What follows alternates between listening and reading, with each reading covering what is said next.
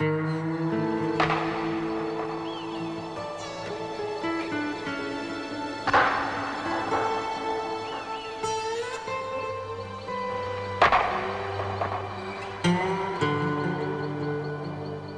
Colorado Rockies.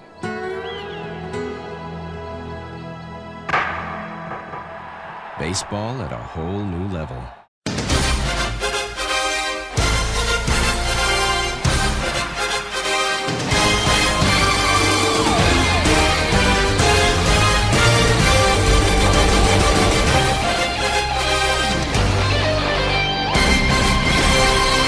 Beautiful scene here in Denver, Colorado. Along with Rick Horton, I'm Dan McLaughlin. It is day baseball here in Denver as Roy Oswalt gets the call against the St. Louis Cardinals. Matt Carpenter leads it off, and the first pitch is taken low and outside. Carpenter batting .324 with 10 home runs, 76 RBIs, and Roy Oswalt winless here in this 2013 season.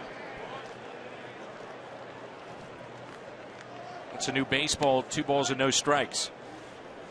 We talk so much about teams having something to play for as a team in September, but sometimes the individuals do. Roy Oswalt playing for a job, really, for 2014. He has not pitched well, looking for that first victory. The stuff has been okay for Oswalt. He just has not been able to pick up any victories. Not the hard thrower that he once was. Still gets it up there around 90 to 93. It's been the velocity range on his fastball. And it's 2 balls and 1 strike. Matt Carpenter riding a 10-game hitting streak. .450 the last 10 games, and he draws a walk. What else is new? Let's turn to Rick Horton's Toyota keys to the game. We've seen Oswalt quite a bit, and one of the keys to hitting Oswalt is be careful not to chase the ball up in the zone. He has that high fastball. He likes to ride up in the zone to get strikeouts, so stay off of that. And for Wacha, off speed, needs to stay sharp. The curveball and the changeup. When he's good with his off-speed pitches, Wacha can be very, very tough. In steps Jon Jay. Last time we saw Roy Oswalt facing the Cardinals, he was pitching in the playoffs of 2011. Phillies were up 2-1 in the DS of 2011, the division series. And the Cardinals, thanks to David Freese and a 2-run homer, wound up winning that game, and we know the rest is history.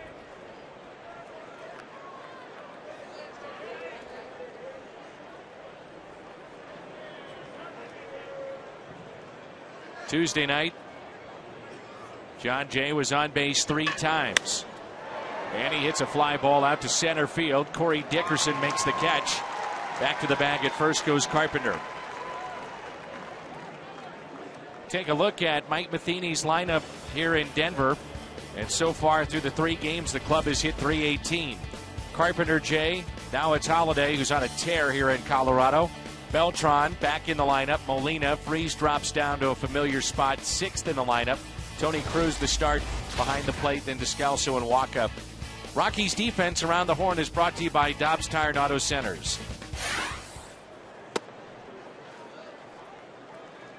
Holiday this season overall is batting .290.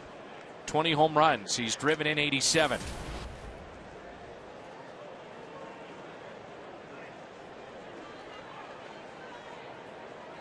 We know that Matt Carpenter is not a threat to steal, but this day and age with the teams that are winning, that has not been a big deal at all.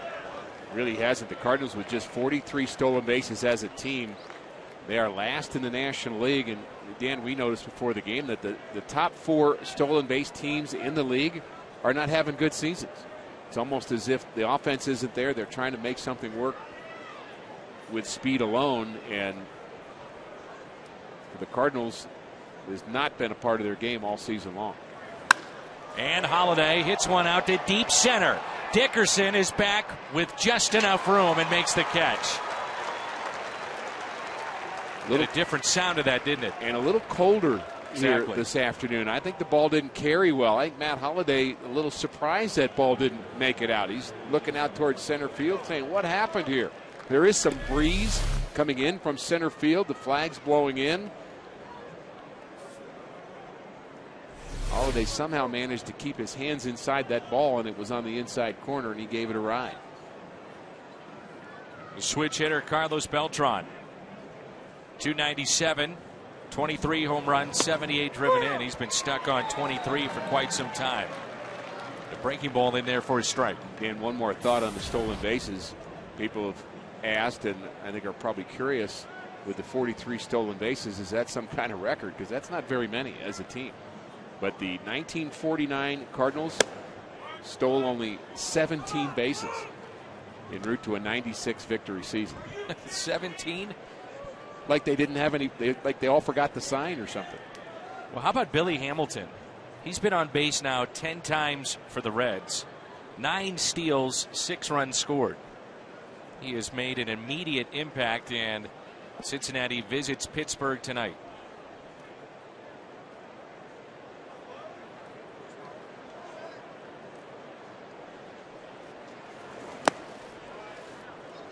That pitch taken in the dirt. Beltran had yesterday off. Usually, as you mentioned last night, he'll go on a tear the following day. Little rest is all he needs. 2 balls and 1 strike.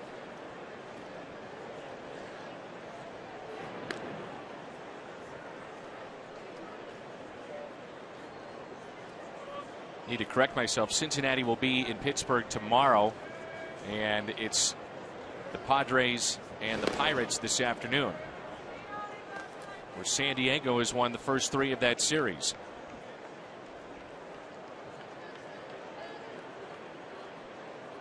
Pittsburgh leading that ball game by a wide margin, 6-1. It's taken low, and it's 3-1.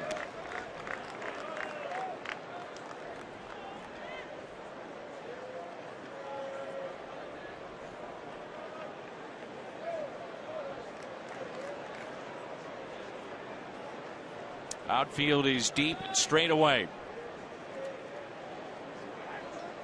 And a check on Carpenter. Started this afternoon off with a walk. Line out by Jay to center. Holliday fly to deep center. And he's out. How about that? Helton faked him out. The old veteran acted like he threw it back to the pitcher, kept it in his back pocket. Carpenter was off the bag and he tagged him. Take a look here.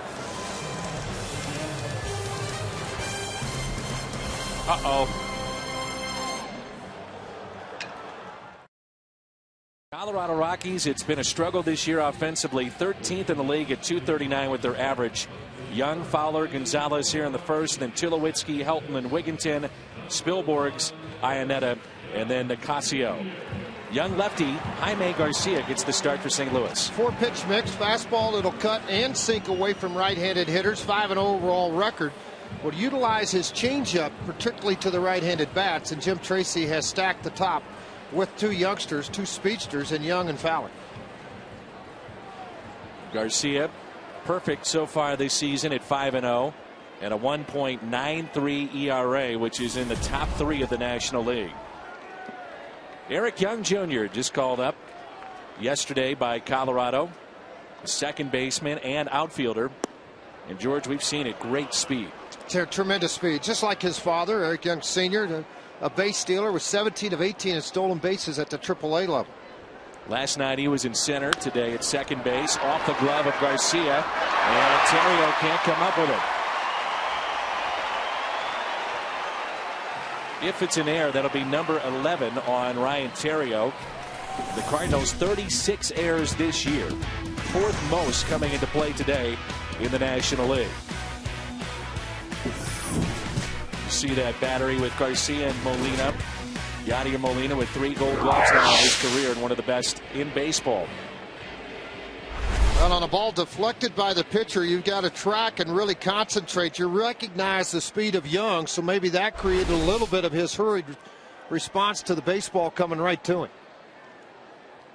Here's Dexter Fowler. Lines it foul. Now Dexter this year against left-handed pitching has struggled at times, and that's something they need to have corrected because he's led off most of the year. But his strikeouts are what really jump out at you. 10 strikeouts so far in 46 plate appearances against right-handed bats, where he's hit just 217. A total of 57 strikeouts this year, and you just cannot have that at the top of your lineup. Well, that's why EY's here now. Eric Young Jr. is here leading off. Started last night in center field, today at second base. We thought it might be ruled in Air Ontario. It's a base hit for Eric Young Jr. No balls and 2 strikes on Fowler. Carlos Gonzalez on deck. Molina, through his career, has thrown out 46% of base stealers. This year, 32%, but that's not all on him. Pitchers have a responsibility to hold runners on. He's picked off 3 this year. He's one of the best in baseball at doing that. 0-2 pitch here by Jaime Garcia after a long look, and time is called. You know, holding the baseball can disturb the rhythm of a base runner, as well as throwing over, step over, throw over. So many different avenues, particularly being left-handed. Tony La Russa and Dave Duncan will call that from the dugout. As a pitcher, and you're a former pitcher, would that bother you? Would you rather be the one calling the shots? Personally, for me, I would rather be the guy to call my own shot. If I want to throw over, I'll throw over. Step off, I think it's because of a veteran pitcher. You should have the knowledge of how to handle that situation more so. But then on the flip side, I understand Tony and Dave's ideas and thought process behind it. We're going to take that element of the game out of your thought process. You won't have to do it. We'll do it for you. Tony La Russa, the all-time winningest manager in Cardinals history. The 0-2 pitch taken for a ball, up and away. Now looking on the delivery of Garcia, see how far the arm comes back around it in his arm when it goes around, and I think that's something that allows him to bow the chest and get really out front and get the breaking ball down in his changeup. Of course, there's always that concern at times of whether it would do further damage. I mean, he is probably the one guy in baseball that since John Smoltz with the Tommy John surgery to come back and do what he's been able to accomplish. 4 of the 5 starters for the Cardinals have had Tommy John surgery, and they're missing one of the best in baseball who just underwent that in Adam Wainwright. So you're saying you got a pretty good track record? Yes. For success of guys that have Tommy John? And if you're a Rockies fan, you're thinking, well, can De La Rosa come back? And the answer is yes. Yeah, I think he will come back from it and be fine. He's a very diligent worker. Check on the runner, EY Jr. at first. And it's difficult for Rockies hitters and base runners because you only see the Cardinals. 3 games here, 3 in St. Louis, sometimes 4, but it's a minimum amount of games. So to get true reads on left-handers and their pickoff, they're very good pickoff. They're a pickoff. Good jump. Chance for Molina. No. Stolen base for Eric Young Jr. Here's a great example of his tremendous speed. Well, he got a read off of Garcia, and again, you have so much ability to go in and watch video to see their move to first base, and when the leg came up, he took off immediately. It was a great exchange by Molina, a little offline, but they wouldn't have had Eric Young anyway. And you can't go to sleep with Young at second. He will steal third base, particularly with a right-handed batter. Full count on Dexter Fowler. Outfield is straight away for St. Louis. Trying to shoot it to the right side, advance the runner, and hits it out of play. Well, now you have to give yourself up as a hitter and think of nothing but pushing the ball to the right side to advance Young to third base. You'd love to have Gonzalez, who leads the team in RBIs, coming to the plate with an opportunity to drive in a run with a fly ball. Just got a piece again.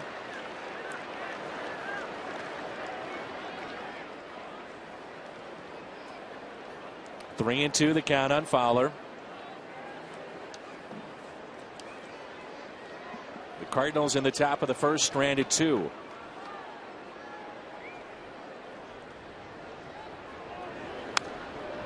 Get out of play again.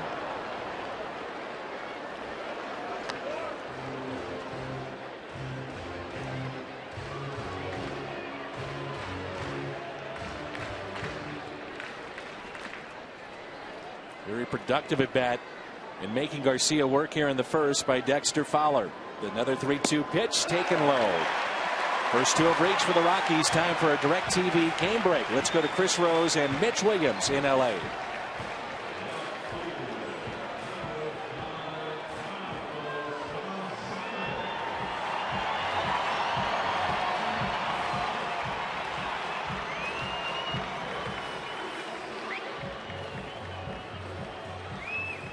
All right, guys, thank you. And Milwaukee now picks up their 28th win. San Francisco drops to 28-23. And don't look now, here comes Arizona. Yeah, Arizona playing well under Kirk Gibson, the revamped staff that he has there. Charles Nagy handling the pitching. Don Baylor, the hitting. Hit to the right side, base hit past Albert Pujols. A run will score easily. Berkman fires into third. That's offline. And Carlos Gonzalez winds up at second base. It's 1-0 Colorado. Speed has paid off early for the Colorado Rockies. A stolen base put EY into scoring position for Carlos Gonzalez, and with the throw into third base, and Gonzalez utilizes his speed to get into scoring position. Now you have second and third. Trying to get ahead with a fastball, mislocation. Trying to go down and away. The ball caught the middle of the plate. The line drive base hit to right field by Gonzalez out of the reach of Pujols.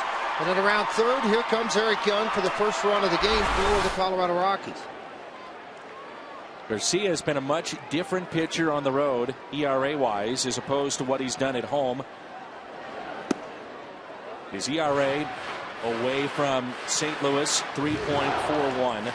And at home, 0.29. Yeah, amazing there at home, 0.29. That time the signal's a little crossed up.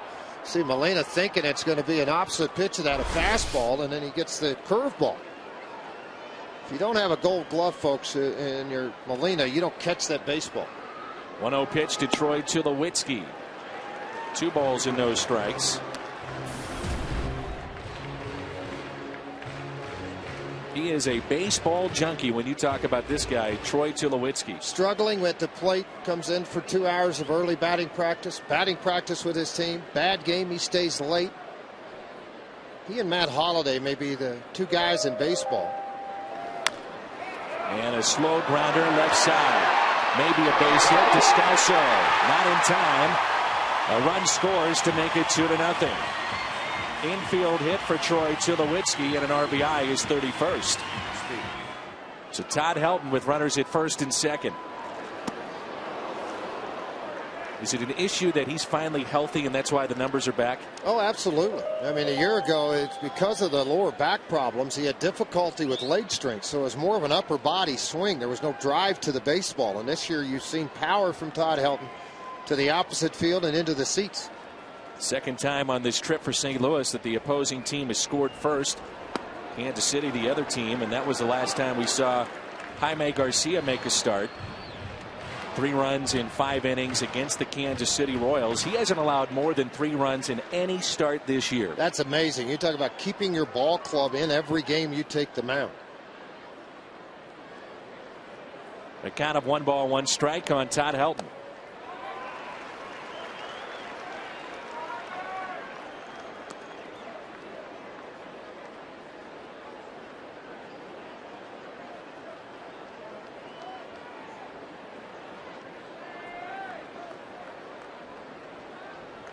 Big gap in right center for Todd Helton. Still nobody out. And that misses on the outside corner. We've got 2 of the best first basemen over the last decade in this game. Boy, have you ever. Look at those averages, the comparisons of home runs, RBIs. And again, this is 2 first basemen that have not only been great baseball players, but just tremendous people for the game of baseball. Helton looks at his strike. George, you've been around this Rockies organization a long time. How will those numbers be viewed by the writers and looking and trying to get to the Hall of Fame? Well, it's interesting you brought that up because his road numbers are off the charts. 292, 140 RBI, 140 home runs, and about 400 RBI. So he's hit away from this ballpark. And he hits again here today. Base hit into right field. They'll hold up the runner at third, and the bases will be loaded. 5 straight have reached against Garcia here in the first inning. One thing that Todd Helton has to do to get his hands in a position to load and hit is the leg kick and the foot down. If that foot is not down when the hands start to move, Todd Helton doesn't get through the baseball. It gets by him. But this base hit to right field. A little indecision by Gonzalez. Berkman got to the ball in a hurry. Play it safe. Nobody out. Bases loaded. The 3-2 pitch. He got it. From 3-0, it's a strikeout for Jaime Garcia in the first out recorded.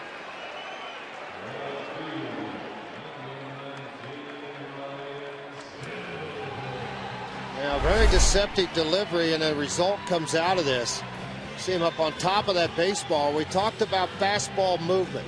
You see part of it here, that late cut and sink on the baseball, which is very difficult to do, but this left-hander accomplished it against Wigington. Here's Ryan Spilborghs. Hitting .325 in May, and all of a sudden Garcia looks like he's found that release point. Very easy with the breaking ball, not trying to overpower. Velocity in the low 70s versus trying to put it into the high 70s. I think too, early in a ball game you want to establish a fastball, and when you had some base hits off of it, he got hurt by it, then you can maybe go back the other way and pitch a little backwards. George, let's talk a little bit about the outfield arms. What do you like about St. Louis? Well, you love left field with Jay. I like it in center field with Rasmus. You got a guy in right field, and Berkman is a first baseman, below average, doesn't run well because he's been a first baseman for so long. He's playing right field because they have a first baseman for the Cardinals. He's pretty good in Pujols, but they like the other position he plays very well, and that's hitter. 1 ball and 2 strikes. Center and left, their routes on balls, the breaks on balls, very good. You see the line drives, they get in on the baseball in a hurry.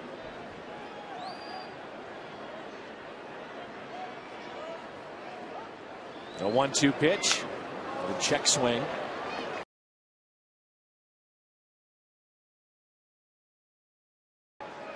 George Frazier, you wouldn't be a guy that would actually apply a foreign substance to the baseball, no, would you? I really didn't, because I bought it right here in the United States. It wasn't foreign at all. It's made by Johnson & Johnson. Actually, you get it in most drugstores. Yeah, why not?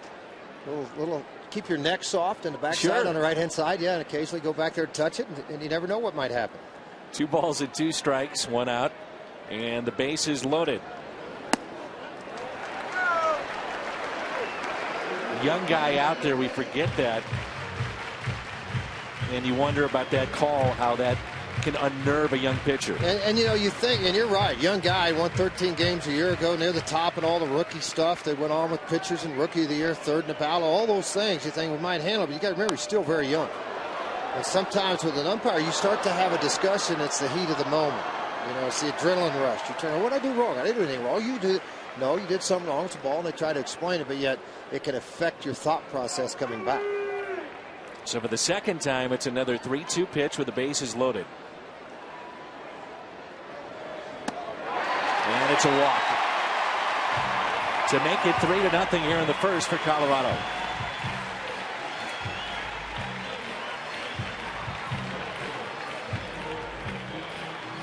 Well, his command, I would have to think either this might be the first or one of the very few that he's ever walked or run in a game.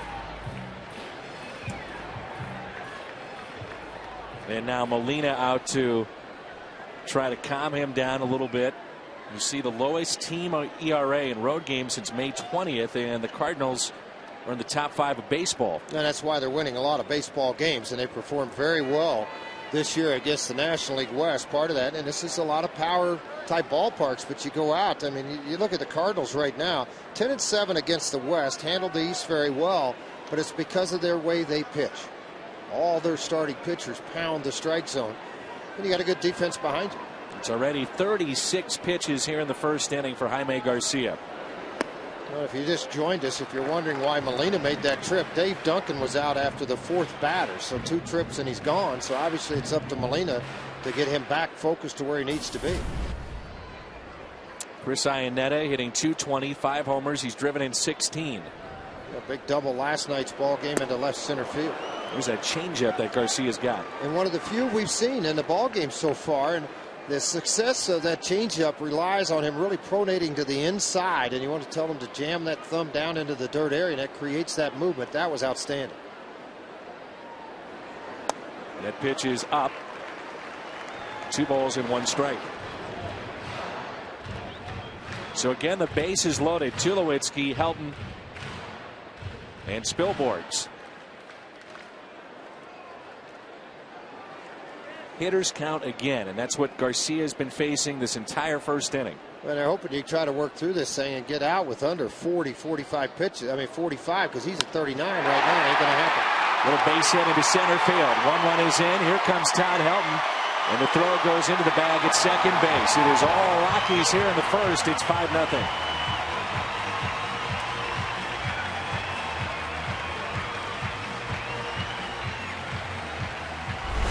Well, you take the RBIs and success any way you can. If you're Chris Iannetta, gut shot fastball right down the middle, belt high, is able to fight this off into the outfield. Last night he picked up an RBI. He picks up 2 more here in the first inning.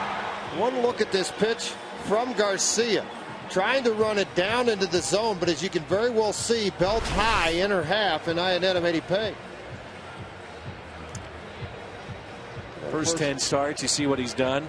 That's amazing. I mean, just outstanding. First inning, 1 run allowed. And here today, 5 already on 5 hits and a couple of walks. So 5 hits, a pair of walks, and 5 runs here in this first inning. Second time we've seen Eric Young Jr. in the minor leagues against left-handed pitching. Hit .278 against those righties. He was .406.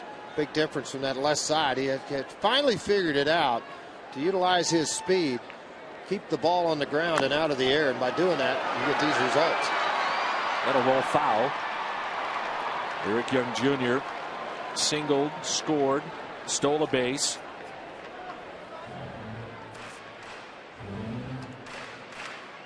From the start of spring training, Eric Young Jr. made a lot of changes in his approach at the plate and with the way he wanted to try to see the baseball and to keep the ball on the ground. And the best way for him to do that was to change his stance.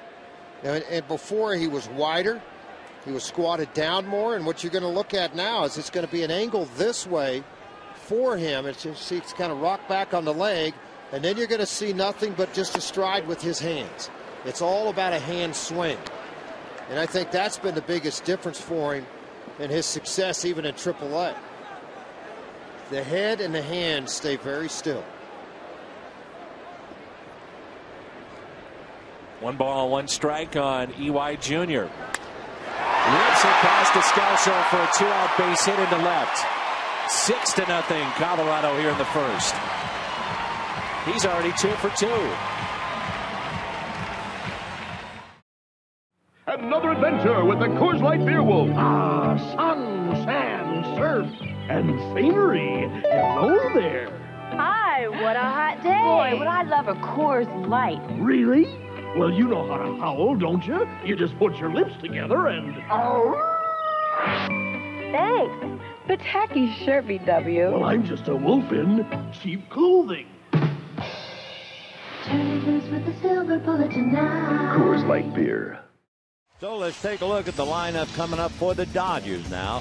And it'll be Dee Gordon leading off at second base. Yasiel Puig in right, and Matt Kemp, who's had big days and nights against De La Rosa. He'll be hitting third. Adrian Gonzalez clean up at first. Juan Uribe at third. Scott Van Slyke in left. Justin Turner at short for Hanley Ramirez. Tim Fedorovich and Hyun-Jin Ryu. On the mound for the Colorado Rockies, Jorge De La Rosa, born in Monterrey, Mexico, lives in San Nicolas, Mexico, and originally signed by the Arizona Diamondbacks out of the Mexican League way back in 1998. He is 33 years old, 6'1", 215 pounds, and he had Tommy John surgery way back in 2011. It will be interesting to watch him pitch. We can go right through the lineup with him. His first 15 pitches, he's dynamite. Batting average against him, .071. 16 to 30 pitches, it comes up to .214. 31 to 45, .231. And after 45 pitches, he's been in a lot of trouble. He is 2-8 against the Dodgers, and the left-hander ready and delivers, and the fastball is low, ball 1. The return from the catcher Pacheco gets away, though we have a moment to continue. After 46 pitches, De La Rosa, the opposition, hitting .333. After 61 pitches, .583. The 1-0 pitch, a bunt. Down to get it is De La Rosa. Turns, throws, too late. And Dee Gordon has a bunt single. So Gordon in the lineup, and boy, that is really the better than the good housekeeping seal of approval. They're letting him start against a left-hander, and he immediately makes the left-hander pay with a good bunt single. So Gordon at first, nobody out. Puig, Kemp, and Gonzalez coming up.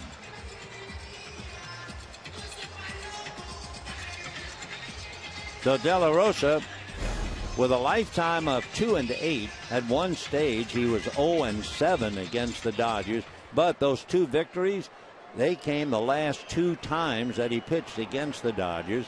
And remember that number, the fact that in the daytime he is 7-0, and the earned run average is down there with it, and the batting average against him 193. A bunt by Puig.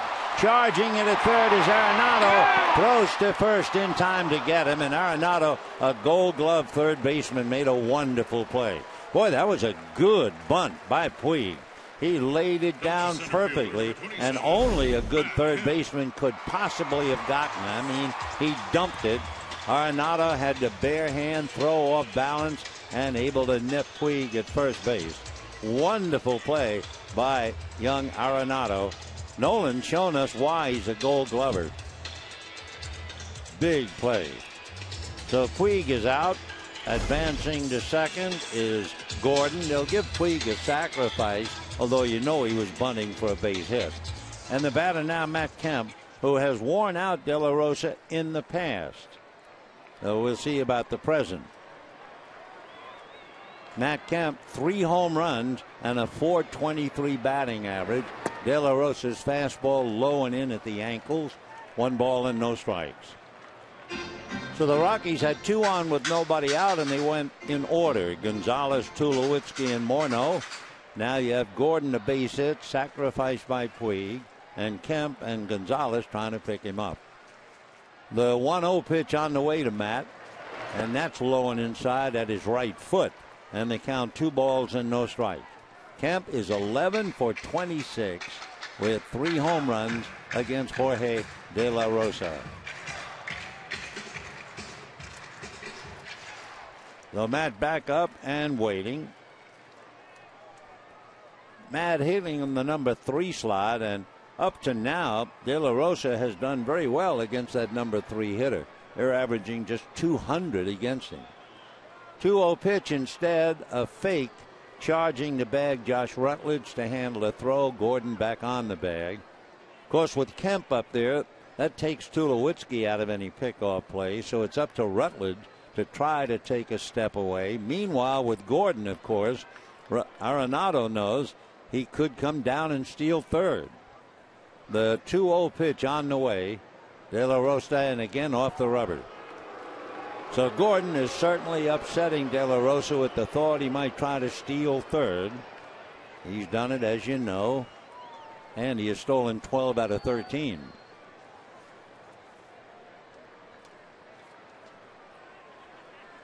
Gordon takes his lead.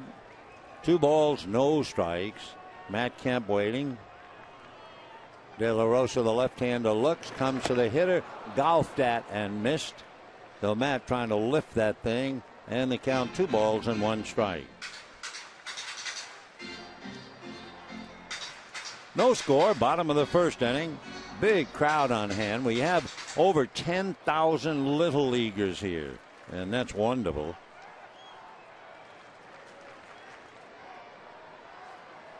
Two and one.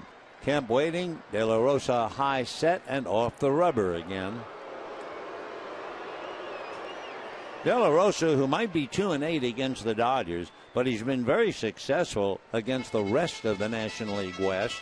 He is 24-13 against the West.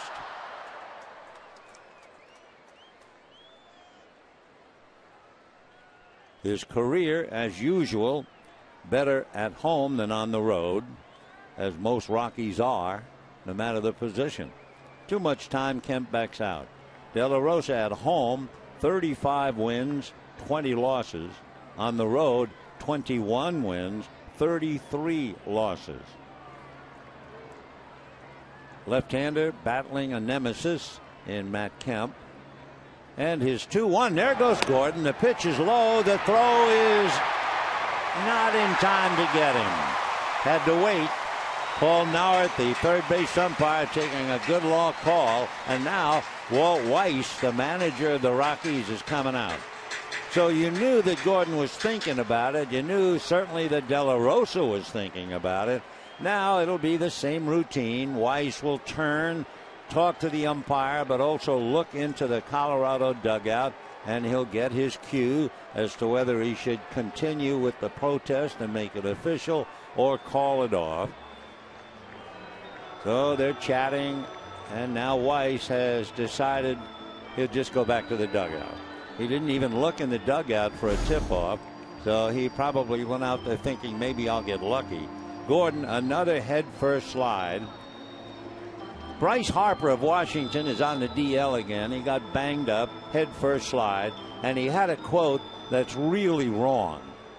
They asked him about it. He said, oh, well, that's baseball. The worst thing about baseball is a head-first slide.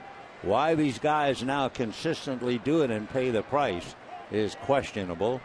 Meanwhile, runner at third, one out, infield up, and Matt Kemp with a chance to get a run batted in. Now the 3-1 pitch coming up.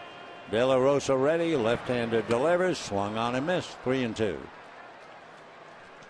For D. Gordon, he has now stolen third 11 times in his career. Not only that, it's 11 out of 13.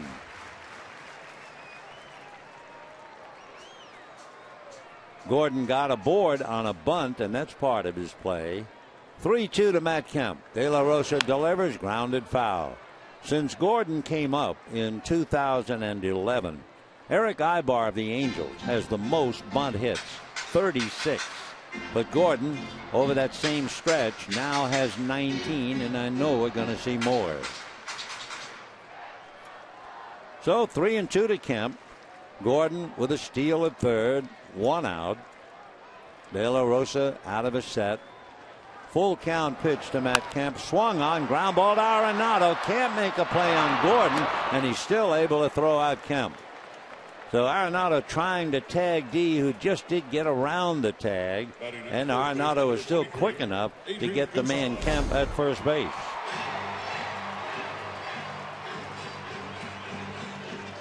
So Gordon gets away, but not Kemp. So now we have two down. Gordon is still at third, and the batter, Adrian Gonzalez, who has homered in 3 straight games and has 3 home runs against De La Rosa. He's also hitting .375 against him with a dozen hits. The infield now goes back to a depth, and depth means that Rutledge goes out on the grass at second base. De La Rosa delivers, pitched down and away, ball 1. We've told you in the past, Jackie Robinson stole home 19 times in his career. You're not going to see a guy steal home with a left-hand hitter up. And most guys who reach third as fast as they are, take Maury Wills, they don't try to steal home. Maury didn't because he said he had a strong sense of failure. Meanwhile, the pitch swung on, hit down the left field line, foul into the lower deck, and they count 1 ball and 1 strike. One other thing, and I think this is accurate, if you picture the great Babe Ruth in your mind, you usually think of a top-heavy man with very thin legs who could hit home runs and also pitched well. Babe Ruth stole home, I believe, 10 times. That's kind of a surprise. Here's the 1-1 pitch on the way.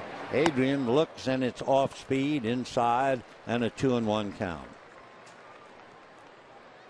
So Gordon bunts for a base hit, advances on the sacrifice by Puig, who was close to having a base hit. Gordon then steals third, but Kemp taps to third for the out. Gordon had to hold, and here's Gonzalez trying to pick him up. Jorge ready, left-handed delivers, and it is low. So he's fallen behind now, 3-1. Juan Uribe on deck. Uribe 6 for 23 against him. That would be a .261 batting average against De La Rosa.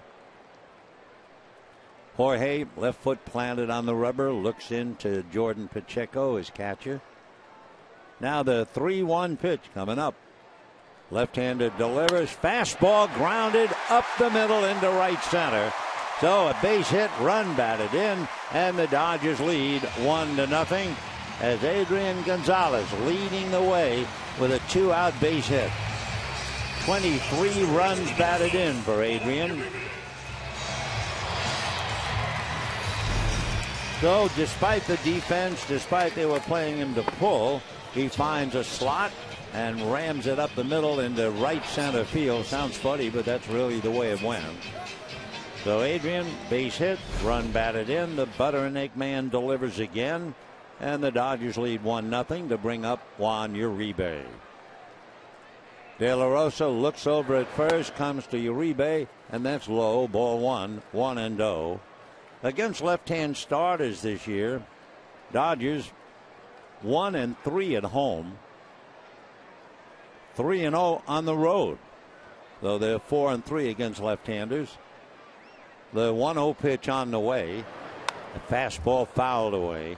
So it's the left-handers giving De La Rosa a bad time. Gordon with the bunt single and the steal at third, and then the left-hander Adrian Gonzalez getting the base hit to drive him in. So 1-0 Dodgers, just starting on kind of a lazy Sunday afternoon. Nice cloud cover. Here's the 1-1 pitch coming up to Uribe. And that's a fastball, a slow roller. Arenado barehand pick up, throws in the dirt. Great pick by Morneau, and they get Uribe. However, the Dodgers get a run on Gordon's speed. He steals third and is driven home. And at the end of an inning, 1-0 Dodgers. Afternoon baseball in the Mile High City. We're at Lodo, and it's one for the Rockies, one for the Cardinals. We go to the bottom of the second inning, 7-8-9 for Colorado. Jordan Patterson making his first major league start. We've seen Jordan at the plate a few times already, looking for his first major league knock. He's officially 0 for 4. He's gotten in 5 ball games. Good looking athlete, Huey. Well, his first at bat in the major leagues, you remember he had that long, he ended up getting a walk on 9 pitches. I want him to see get a hit here in his first at bat in the first couple pitches to get that out of the way. Takes ball 1 from Luke Weaver. Drove the ball pretty deep to center field last night.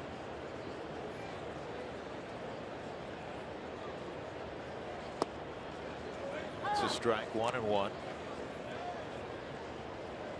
Hit 291 in Albuquerque this year. 24 doubles, 7 triples, 14 home runs.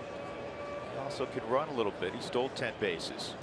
And there it is. That's his first major league knock. Right on cue, Jeff. Get him that baseball. Hey. Congratulations, Jordan Patterson. Welcome to the club, young man. Vinny Castilla. Yeah, Vinny Castilla already calling for the baseball. Luke Weaver doesn't know that quite yet, and now they get his attention. Honestly, doing what we get to do, and Huey, you played in the big leagues for a long time, but it gives me such great joy to live vicariously for a moment through these kids that get their first hit. And even myself, I still get joy. I still get the goosebumps when I see a special moment like this happen for somebody. You know, watching the Orioles game last night, I saw the highlight of that kid hitting his first home run, and his mom's in the stands, and how she's jumping up and down and crying and doing all this. It's Little League, but it happens to be the best league in the world. Right, but this is still somebody's son, somebody's, you know, husband, brother, whatever it may be. Yeah, that's awesome. It's awesome, and I'm with you. I'm so happy that it happened in his first at bat. It's not like he had many at bats. He had only 4, but you're stretched over a number of games. You don't want him to start thinking about it. No, you don't want to say, "Whoa, you know, how many more starts am I going to get? How many more opportunities?" Descalso, this one will sneak through, and you'll see Patterson with those long strides gallop to third. First and third, nobody out here in the second. Stay hot, Daniel Descalso. Keep beating up your old team. He just needs to see red all the time. Right. Sneaking one by over at first base by Matt Carpenter. And it helps because Carpenter was holding Patterson on, so he doesn't have the range that he had if he was just playing back. Because if he's back, that's a 3-1. Jordan Patterson long striding it, hits the bag, and then just motors into third easily. Well, German Marquez, how about probably going to be bunting, I was going to say. Your first major league knock in RBI, but bunt to first. Oh, they're coming home with it and out at the plate. Is that a read by Jordan Patterson? Yes. Yeah. Definite read. But what a play from Luke Weaver. Bunt might have been just a tad hard, but Weaver picks it up. Let's see what happens for Jordan out on the left side of the frame. Yeah, he just went on contact. Tried to head first slide going around the corner of Carson Kelly. Part of the thing too for Jordan, he might have needed to be just another stride or two down the line at third base, as far off as that third baseman, but the tag was applied on the Subaru Supermo right on the elbow before the hand gets in. So here's Charlie, first and second, one out. Charlie had a base hit last inning. He now has a 10-game hitting streak. Takes a changeup for a strike.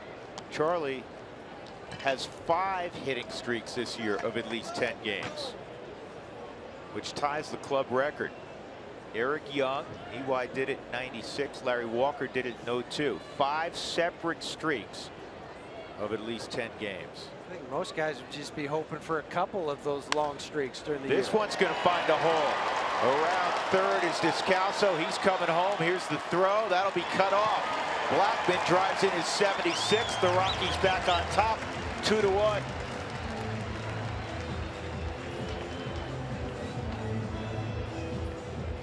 Last night he broke EY's record that he had set in 1996. And now he just keeps adding to the total. This time it's a fastball running away from him. More out in front of this one on the Subaru Supermo. Another ball pulled between first and second. That's not a real good throw from Hazelbaker in right field. DJ drove in the first run with a drive to center field, a sac fly. He takes ball 1. DJ is the leading hitter in the National League at .349. Murphy and the Nationals are in Miami. They play tonight. Don't know yet if Murphy will be in the lineup. He's been out of the starting lineup the last 3. And this ball in the air to deep right center field, and it is caught out there. And Blackman was already around second, and then a wild throw trying to get him. Marquez will go to third. Charlie, like he's running wind sprints, will go back to second.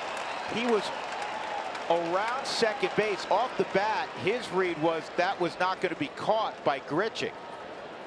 This was like the Olympics when you have the relay and you're trying to hand off the baton to the guy in front of you. That's what it looked like. You're right. I mean, Charlie is all the way around second base. Marquez is going back right now. He's saying, uh-oh, I'm in trouble. I got a retag. And then Colton Wong with the bad throw back to first base. That'll be his 8th there of the season. Then Charlie, I'll just go ahead and rest here at second base. Thing about Charlie, he will always make it interesting on the base pass. And that was interesting.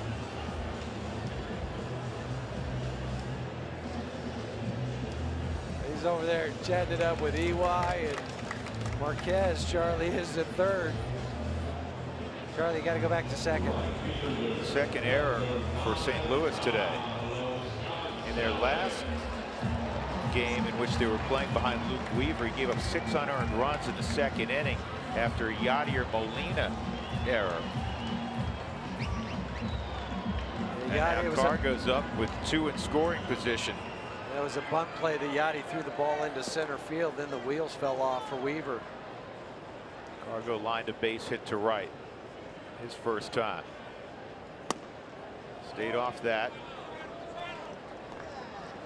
Stu Cole may not be on the third base lines, but he's coaching up Jordan Patterson to the dugout. And he's just telling him, yeah, you have to make sure on that.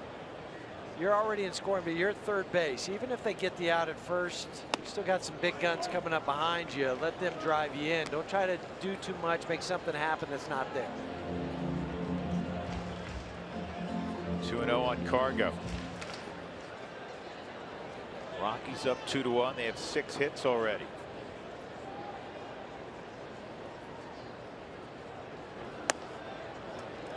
He went changeup. No, that was fastball. Excuse me. It was up 3-0. Well, pick your poison, Luke Weaver. You don't want to pitch to Cargo. You pitch to the home run and RBI leader in the National League. With the bases loaded.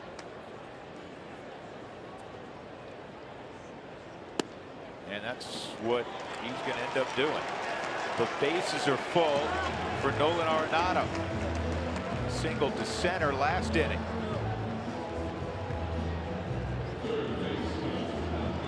And you know how good the Rockies have been with 2 outs and runners in scoring position this year. Well, and Nolan in particular.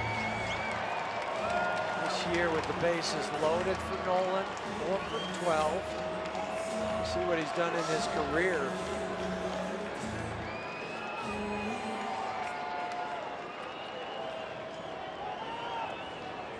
Marquez, Blackmon, and Cargo all aboard. Here we go. This ball hit to deep left field, way back. Take a good look. You won't see it for long. Grand slam, Nolan Arenado. Just like that.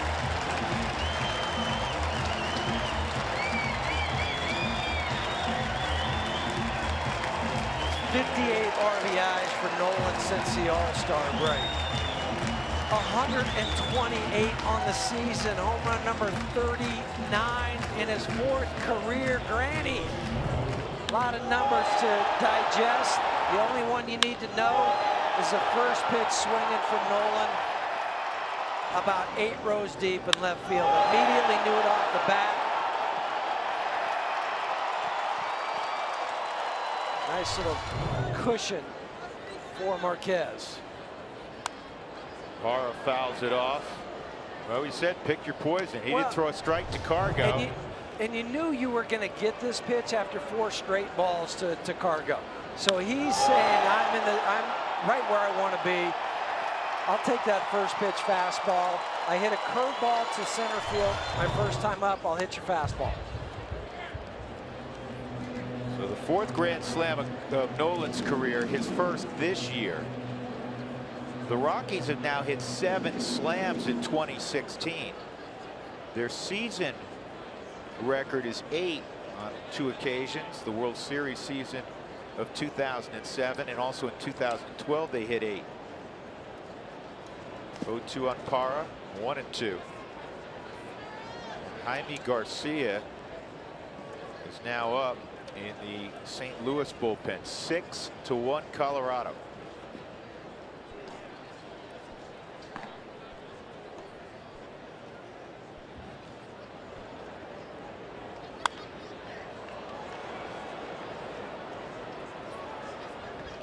Brandon Moss makes the catch that ends the inning, but damage done, plenty of it. 5 runs in the 2nd for the Rockies.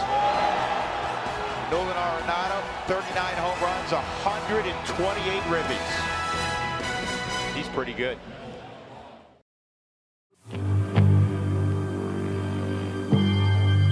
In the 3rd millennium, 4 adventurers came upon a city imprisoned in silence.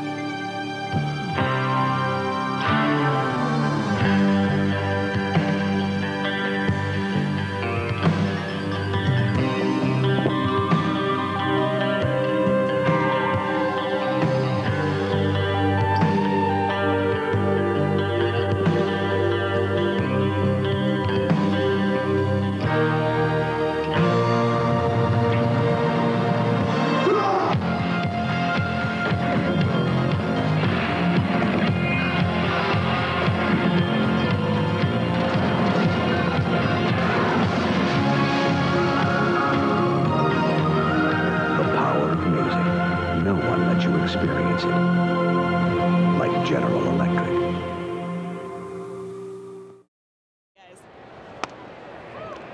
Well, right now, all eyes are on German Marquez. If you're late to the party, folks, he's faced 6 Phillies, and he has struck them all out.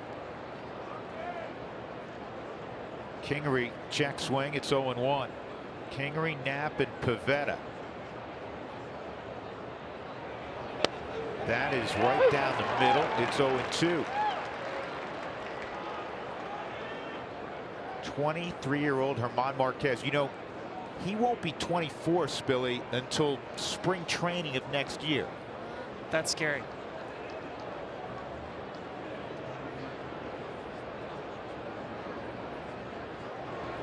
Oh, 7 in a row. I mean, this is where you get the news flash on your phone if you're a sports fan. German Marquez has struck out the first 7. Since 1900, the major league record is 8.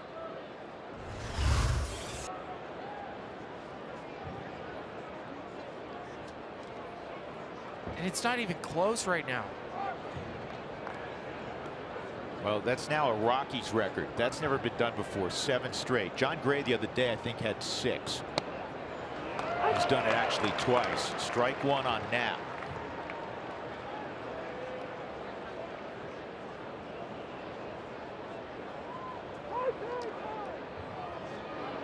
Late time call. Of course, Knapp's just trying to mess up the rhythm.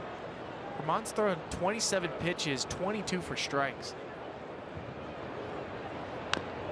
Foul ball is in position again. 0-2.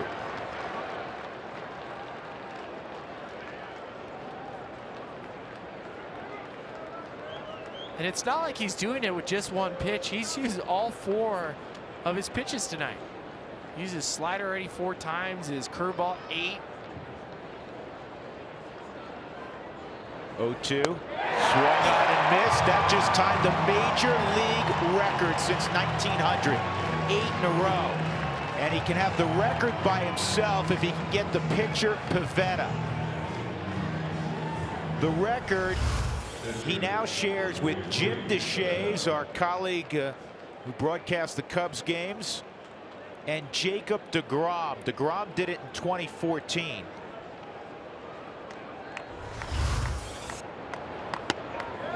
Strike 1. That may have been off the plate, but Todd Tishner saying this is pretty good. Yeah, I mean, everything he's throwing is a strike, so might as well call it a strike. That is a swing. 0-2. 1 strike from the record. We don't usually talk about records in the 3rd inning. Everybody's standing at Coors Field. Here's the 0-2. He put it in play. Unbelievable. And then German guided it over there, and it'll be an error. How do you like that? What just happened? One of the ugliest swings you'll ever see. And Pivetta with a big smile on his face. And I don't know if anybody on the field realizes this was for a major league record.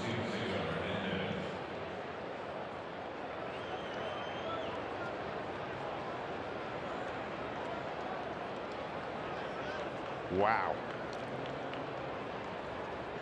Well, start another streak. Hernandez at the plate. Ball 1. So again, he now shares the major league record since 1900 with Jim Deshaies and Jacob deGrom. And I'll tell you a quick story about the Deshaies outing. 2-0. Jim Deshaies was a rookie that year, and it was against the Dodgers. He struck out the first 8. Tommy Lasorda pinch hit for the pitcher, so he didn't strike out 9 in a row.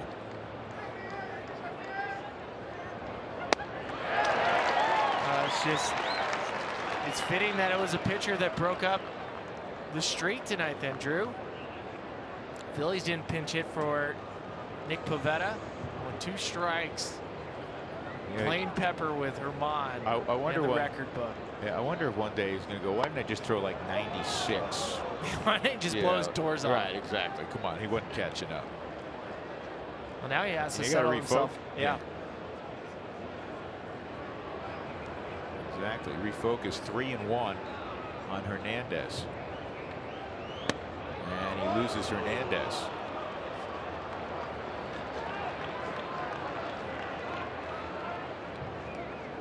Well, still nobody else has been involved because Herman has struck out the first 8. The pitcher hit the comebacker, so only Herman had to be involved there. I guess Desi was trying to get involved and catch the baseball. And now a walk. And this is a good meeting at the mound for Tony.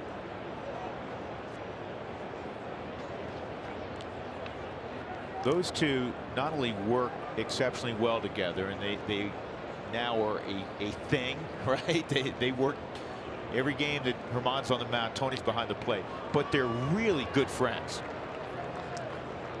And it makes a difference with how you can talk to a friend on a moment like this. Obviously disappointed that he committed that error, maybe a little upset that he had to refocus. He's not saying that other catchers can't talk to a pitcher as catcher and pitchers do, but there's a difference when you have a real close personal relationship with somebody. And this will get it done. Nope, foul ball. Thought it was going to stay fair for a moment. 0-1 on Santana. Think back to your days, even in high school, UCSB, minor league baseball. You ever see a guy strike out 8 in a row to begin the game? No. You know, sometimes in high school you get a guy that's, you know, going to be drafted. You're facing a team that, you know, a high school team maybe not real talented. There's a strike, and you're going to see a lot of guys go down because one kid just overmatches everybody. That's what this has looked like. Now he has to finish the drill for the second time in the inning.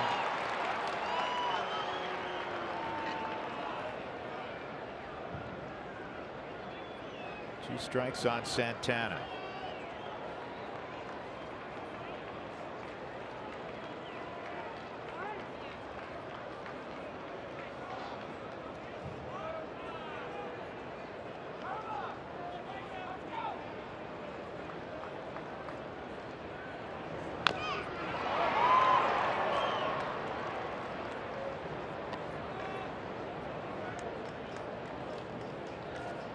The major league record for consecutive strikeouts is 10 in a row. That's anywhere in the game, obviously. This was to begin a game. Tom Seaver did it back in 1970. The American League record 9. Doug Fister, believe it or not, did it in 2012 when he was pitching for Detroit. Not a guy I would have picked to have the American League record. No. Clemens, Randy Johnson when he was in the American League. Doug Fister went through a stretch with the Tigers and early with the Mariners where he was one of the best in baseball. There's a new start of a streak. Pretty good when you have 9 strikeouts in 3 innings, 2 left aboard.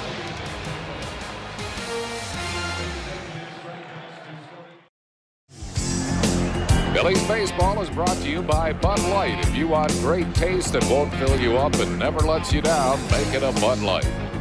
By AT&T Business Advantage. Let it work for you.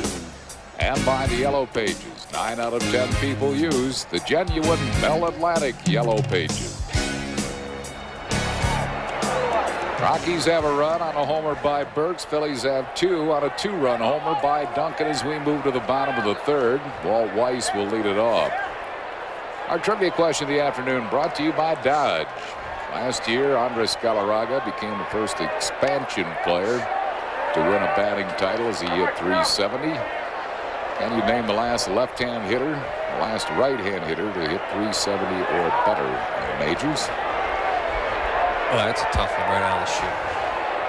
Had you been hanging on my every word, you would have caught the left-hand hit. That's line to center field, and Dykstra makes the grab. Paul Wise has hit the ball on the nose twice. He's 0 for 2 to show for it. George Brett. No.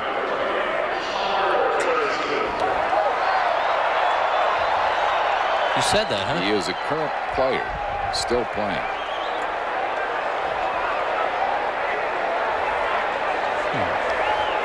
Here's Hojo. He grounded out to Mariano Duncan his first time up. Where's he playing? Won the batting crown in 1987 with a .370 average. Oh, I'm blanking on this one. 370 and 87. He's won a few batting crowns. Pops a foul, and that's going to be out of play behind the Phillies dugout. I don't know. Tony Gwynn. Oh, of course. T. Gwynn. How about Rogers Hornsby for the right-handed hitter? That's a good guess. Would be incorrect, however. Not too many right-handed hitters hit that high. Who was it? This was a fellow that hit .381 in 1939. So Hornsby was a good guess then. Yeah. I figured it had to go back a long way because it's amazing how many left-handed hitters hit for high average. You don't find that many right-handed hitters that do it. The Yankee Clipper. Oh, wow. Joe D, huh? Yep. 1 ball and 2 strikes to Howard Johnson.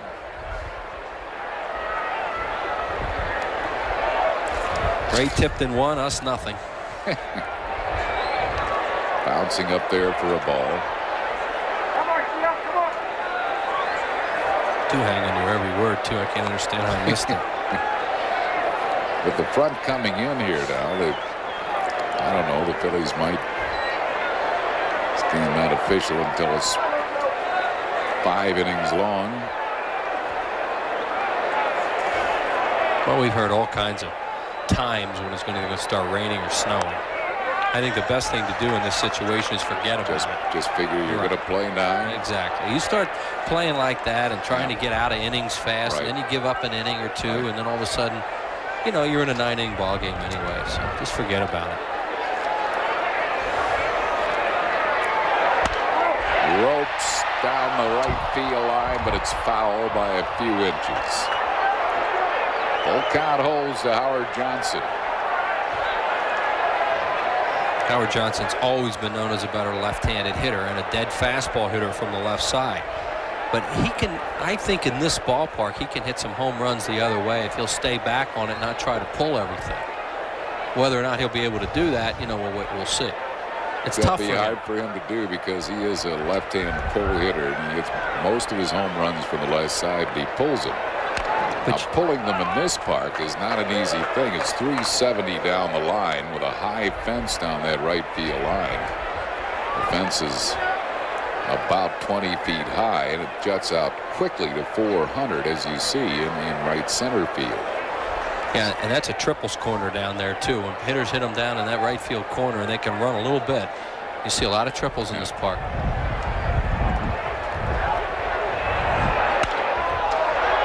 High pop foul, third base side. Dave Hollins makes the grab. That's 2 down, and that'll bring on Dante Bichette. He fouled out to Darren Dalton his first time up. Shilling made a good pitch on Johnson, and he really got in on him.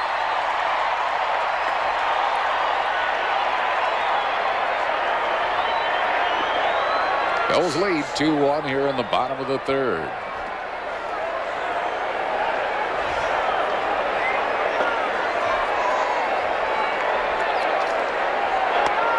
Bichette had a good spring. He hit .315 this spring, 5 home runs, and knocked in 12.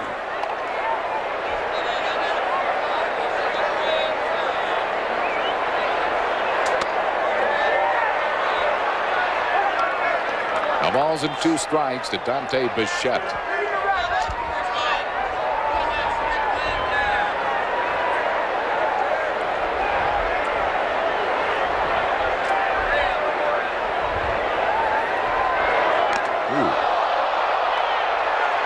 With an 0-2 pitch. Again, he didn't want to do that. No, he didn't, but that's what Schilling did a lot of during the spring that he worked on. Now, he got hit hard in the spring, but he pitched inside a lot, especially behind in the count. Something he wants to improve on. Doesn't want to hit a batter, but he does want to pitch inside more, and he did it there and wound up hitting Bichette, who dives into everything. Brings up Andres Galarraga. He singled up the middle his first time up.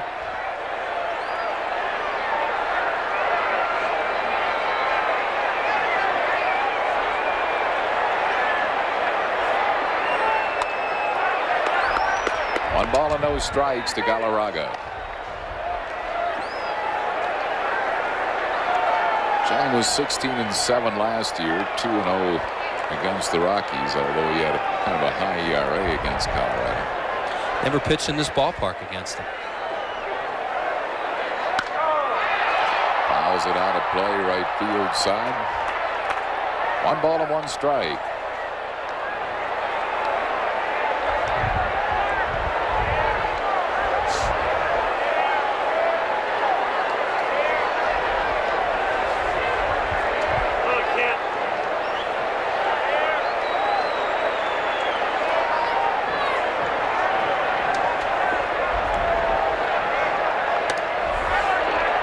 Again, it's 2-1.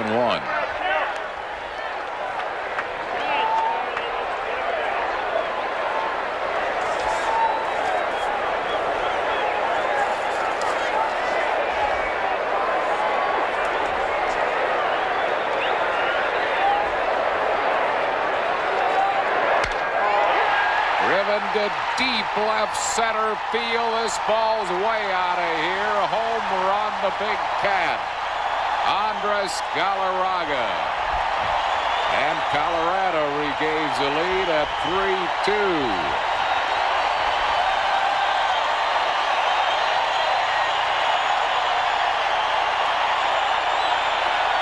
So Galarraga, who had had trouble against Schilling in the past, just 2 for 16 lifetime, is now singled and homered off it. Coming off a batting title, and he scalds this ball deep left center field. So Schilling goes 0-2 on Bichette, tries to come inside on him, hits him, and then Galarraga hurts him with that. He knew it as soon as he hit it. Brings up Charlie Hayes, who grounded into a double play his first time up. Galarraga never used to be that demonstrative a player. Yeah, I don't think that's. Charlie rips one into right center field. Lenny Dykstra over to cut it off. And will hold Charlie to a single. I don't think that's necessarily his act, but he appreciates the fans here. He really does. No, I mean the way he jumped up in the air after he hit it. Yeah. Coming out, no, but you know, when you jump up in the air after you hit a ball out, he never used to do those kind of things. Brings up Ellis Burks, who homered for Colorado's first run. Schilling was sailing through this inning. Two easy outs and an 0-2 pitch to Bichette, and then all of a sudden trouble.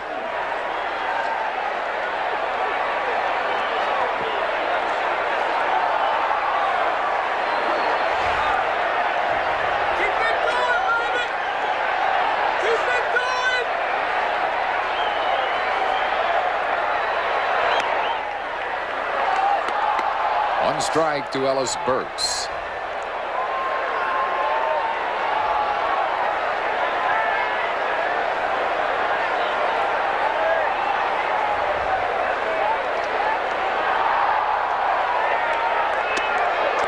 Inside, it's 1-1.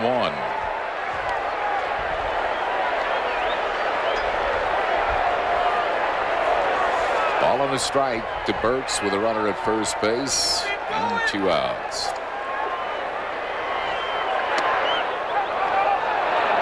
Checked on a low slider. 2-1.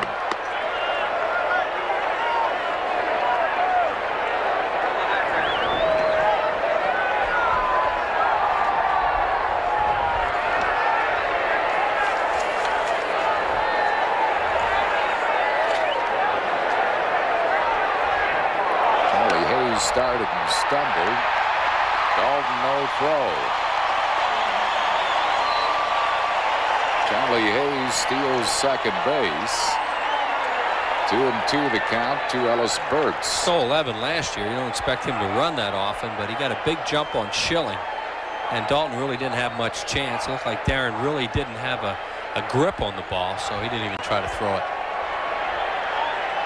In pretty good shape this year, does Charlie. Well, Charlie's knocked off a few pounds. He struck him out, and that will end the inning. The first strikeout for Schilling, but 2 runs in the inning on 2 hits. Big blow, a homer by Galarraga. No errors and 1 left. Rich Ashburn joins Chris Wheeler in the fourth. At the end of 3, it's 3-2 Rockies.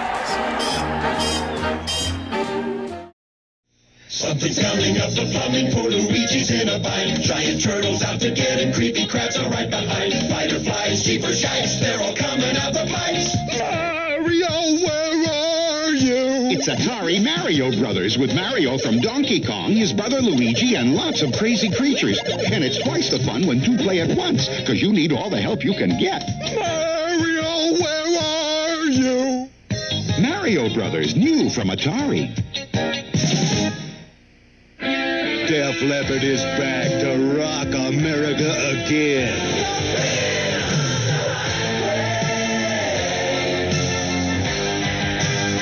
Now get more Def Leppard with the re-release of High and Dry. 2 new tracks have been added. Me and My Wine, and a totally new remix version of Bringing on the Heartbreak. And nothing's been taken away. Def Leppard rocks. That's the Pacific Ocean. Where? Out there. No, the Coors it's Light that way. Cold Hard Facts are brought to you by Clean, Crisp Coors Light, the game's most refreshing beer. It's back behind you.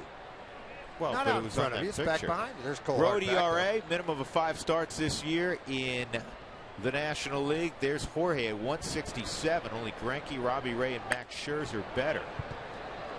But De La Rosa gave up a couple of first-inning home runs. If you're late to the party, Matt Kemp a solo shot, and then Jed Jerko a 2-run shot. Yangervis Solarte leading things off in the third. He is at the top of the Padres lineup this evening. Grounded to short his first time, and he hits that off his leg. Ouch.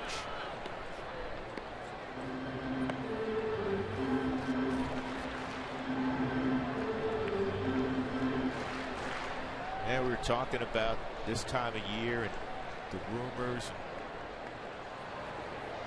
It will be especially interesting to see what certain teams do. The Padres are one of those teams because of the flurry of moves in the offseason, the number of big names they have. This ball's hit to right center. Cargo retreats and has it 1 out. I want to remind everybody the Texas Rangers are coming to town this next Monday through Wednesday. Get your tickets now for that series as interleague play comes back to Coors Field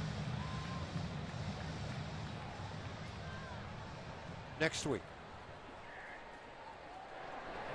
Albuquerque trails 4-2. That ball game's in the top of the 7th, playing against the Mets AAA affiliate, the Las Vegas 51s. George Urgent started that ball game. 6 innings, 4 runs, 3 earned. Kenny Roberts threw an inning. Down low, ball 1 on Derek Norris. Norris struck out his first time. Jorge got the first 2 in the first inning, and then Kemp hit one in the second deck. Justin Upton reached on catcher's interference. And then Jed Jerko, who just flat, there's no other way to describe it, he just owns Jorge.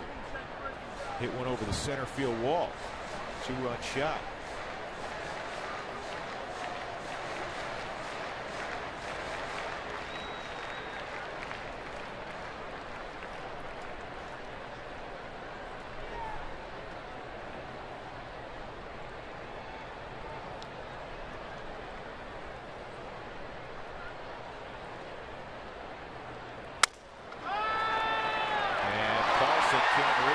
Norris has a broken bat single.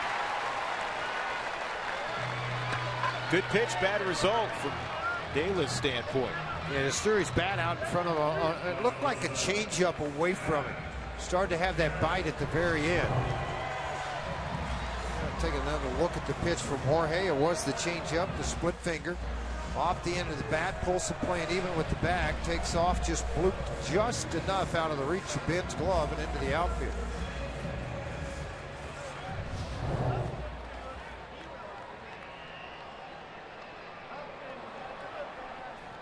So here's Big Matt Kemp. A home run for Matt is 9th of the year. 1 on and 1 out.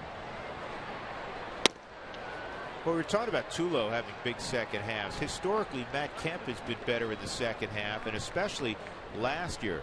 You know, the first half, a lot of Dodger fans not thrilled with Kemp, but he had one of the best second halves in baseball last year. 17 home runs, 54 driven in, a .309 average after the All-Star break. Well, there's so much said about Adrian Gonzalez, a great player, no question about it, for the Dodgers a year ago.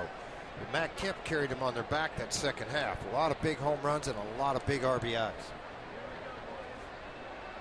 Yeah, really gifted player, obviously. And like any terrific player, immense pride. It hurt him when they moved him out of center field.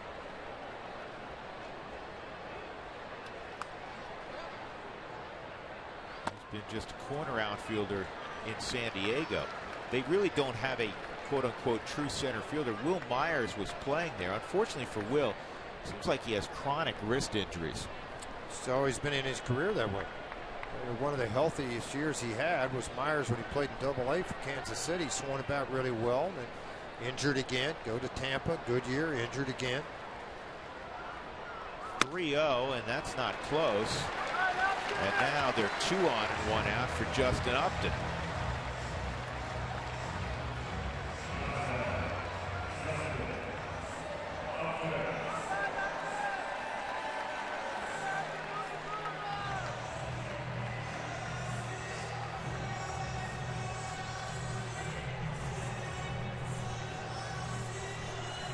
Upton trying to protect the plate, reached on catcher's interference. It was a breaking ball, and as McHenry reached for it, Upton kind of with an emergency hack reached back and ended up contacting the glove of McHenry. That's how he reached in front of the Jerko home run.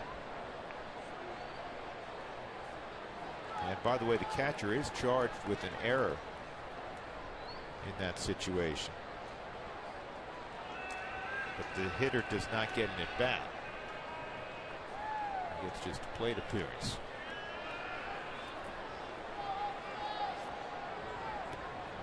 So that's the answer to that trivia question when one of your know-it-all friends says, okay, tell me how a guy can reach on an error but not have a plate appear, or not have an at-bat.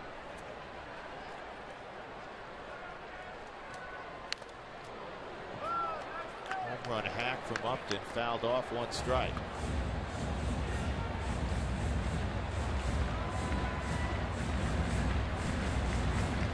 Another answer to a trivia question. It's July 17th tonight. That's not the trivia question, George. June 13th was the last time Zach Greinke gave up a run. And the guy who he gave up the run to was that man, Justin Upton. He had a home run against Greinke. He hadn't allowed a run since then. That's more than a month.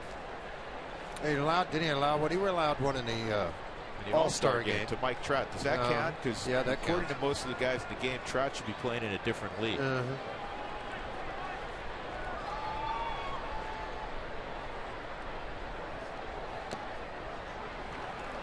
Talking to Nolan Arenado about Trout, and he said, you know, nobody's surprised when he does things like that. He said he does it every day. Oh, leadoff home run in the All-Star game. Didn't you do that something like that the year before? I loved his line after Trout. Back-to-back MVP awards.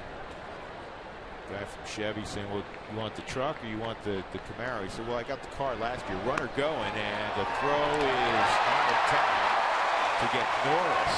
Derek Norris swiping third base. Matt Kemp either didn't like his jump or didn't read it right and stayed at first. Second stolen base for Derek Norris, more on De La Rosa than it was on McHenry. Didn't get a look back, got a huge lead, and when he saw DJ LeMahieu make that move back towards second, that's when he took off.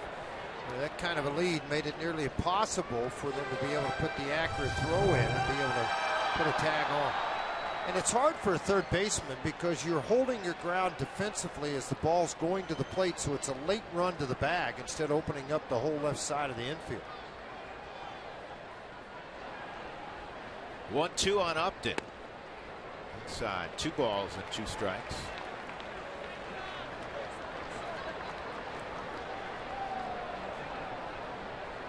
Justin hitting .306 at Petco.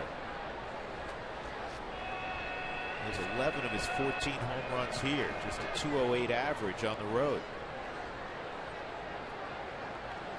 2-2. And that's a shot to Tulo. They get a turn 2. Oh, my, what a double play. The reverse turn by Tulowitzki. What a double play by Troy Tulowitzki. I've never seen him turn that way. Have you? Not like that. Not to make a play like that. Well, you wondered if he's healthy, folks. He's healthy. I can tell you. Not only offensively, but defensively. The skip throw perfectly to DJ to the backside of the bag. A lot of fun with this. It's our CenturyLink high-speed challenge question. What is your favorite hamburger topping? Because I don't know if we've told you this, but it's National Hamburger Day. Cheese, as they used to do back in 1935 at the Humpty Dumpty. Bacon, never bad. Lettuce/tomatoes, that gets 2 items in one category, or pickles. How about all the above? Come on. I think that kid that we just shot a moment ago, his favorite was ketchup. I like ketchup and mustard. I do like too. And relish. I'm not a relish guy. I relish. Nolan hit a searing liner at Jed Jerko his first time up. Good at bat late in the ball game yesterday for Nolan. Drew a walk against Trevor Rosenthal. I think it was a 9 or 10 pitch at bat, fouled off a bunch of 100-mile-an-hour fastballs. Yeah, it was a 9 pitch at bat. There was even one in there at 101. One ball, 1 strike. Still keep an eye on Lance Lynn and that finger. We're looking at you too, buddy. Yep. Hey. That kid's a future scout. He's got the glasses, scouting there. Stopwatch. He's got a radar gun. Did I listen? You know what? Pretty soon you can do it from your phone. Right. Some of the radar apps leave a little something to be desired, because I've downloaded a couple. Yeah. But there'll be one down the road. You just hold it up and you're a scout. 3-1, ball 4. Lead off base runner for the Rockies in the 4th. And that'll bring up Mark Reynolds. That is the first walk allowed by Lance Lynn. Lance out of Brownsburg, Indiana, where he was the Gatorade Player of the Year senior year. That's how good he was his senior year in high school. 16-0 on the mound, an 0.71 ERA. That's pretty good, right? Yeah. And he hit 400 with 14 bombs. That's why he took his talents to Ole Miss. He was drafted out of high school, but he did go to Oxford, Mississippi for his college career, and that's a base hit from Reynolds.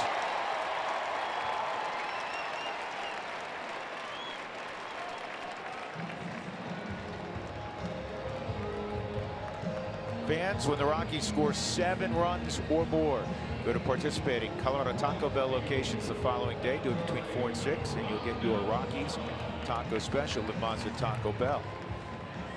So Gabe, my youngest, we're talking about what kind of accoutrements we like on our food, right? That's the question of the day. CenturyLink poll question. He goes and gets chicken tacos every time, but he has to tell them, I want nothing else on them, just the chicken. Just chicken. You didn't grow up in our house for real, did you?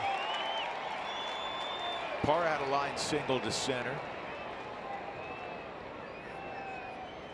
Outside. He's have an opportunity here to open it up.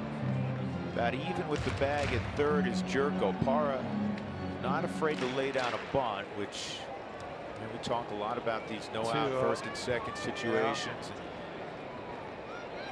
your percentage to score giving up and out, if you can move the base runners along, actually goes up slightly. Or you can do this. High and deep right field. Take a good look. You won't see it for long.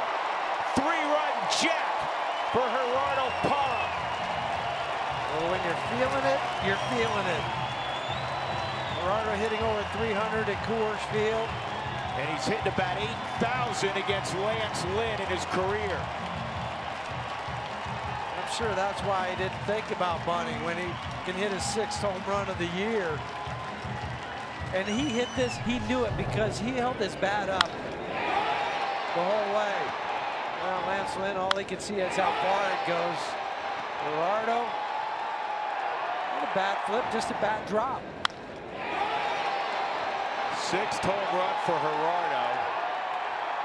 He's now 13 for 26 against Lynn. And a strike on Ian Desmond. And you were talking about Lance Lynn when he first went out there in the 1st inning, his success at Coors Field. He had 3 games, he was 1-0 with the 1.77 ERA. His last start here, but it was way back in 2014. In 8 innings, no runs, only 3 hits given up. Subaru Supermo, foot down, and then the weight transfer coming through. Cleared his hips, didn't he? He did. He cleared the hips. He had the launch angle. His bat path was correct through the zone. You know, I love that swing too, Huey, because I'm going to let you break it down one more time. We always talk about a swing being built from the ground up. Look at his leg drive. Yeah,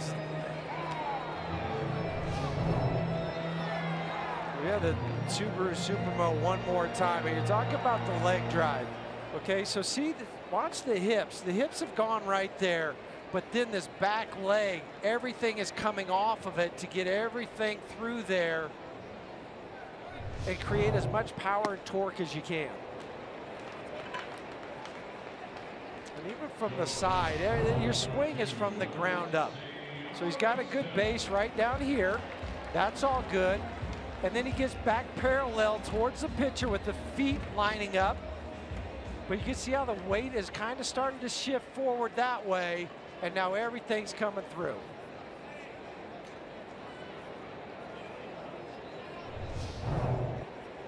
Pretty swing, pretty result. Amarista with 1 out. Strike 1 on Lexi. He drove in the Rockies' first run. 4-0 Colorado. 6 home runs, 23 driven in for Parra. How nice is it for Buddy Black when Cargo, who played a bunch of games in a row, can give him a break, and you go and bring in a guy like Parra, who would start and has started for this team for quite a bit. But I mean, this is an everyday guy who's, you know, a 4th outfielder now. More often than not, it's a pretty good player, pretty good bench when you can make that kind of selection and not have a significant drop off. Yeah, and veteran guy too that probably wants to start. We all wanted to start. Sure. You know, and he started a lot in his career, but he's not going to pout about it. He says, when the manager puts my name in the lineup, that's go time for me. And if I'm not, I'll be ready to pinch hit later on in the game. Amarista strikes out. 2 gone. They'll bring up Walters. I think you always want guys who want to play. Yeah. You want guys to That's what understand. we're wired for. Right. But you can only put 9 guys out on the field at a time. They don't allow for 10, 11, or 12. Parra is one of the more popular players in that clubhouse. Talking to Charlie about him the other day, Black. He said he's one of my all-time favorite teammates. He just brings a lot of life to the clubhouse every day. He said he's hysterical. You can't have everybody. You can't be homogenized in the clubhouse. You have to have different personalities. And that's where you have the jokesters, you have the serious guys, you have the guys in between. You have some guys for the pitchers, some guys for the position players. Tony skies to left field, and that will end the inning. But Gerardo Parra, after a walk to Nolan, a base hit by Reynolds, he hits one in the seats in right, and the Rockies extend their lead to 4-0 as we go to the 5th. Another adventure with the Coors Light Beer Wolf. What a great day for fishing. Whoa, cast a look over there. Drats. Time for a silver bullet. Nice catch, Beowulf. Yeah, but you should have seen the ones that got away. Turn it loose with the silver bullet tonight. In the tiebreaker loss against Milwaukee, we're assuming he'll be next up. Next up to hit in Lester's spot is the switch hitting power threat Ian Happ. Jon Lester wasn't leading off this inning. I would hope that he still stays in this game. They might be going because the offense have been so quiet to get a bat to lead off this inning. I wanted to see Jon Lester come back out there in the 7th, the way that he was going. And honestly, the way that the Cubs bullpen has been going, I don't think there's anyone hotter in that dugout, in that bullpen than Jon Lester.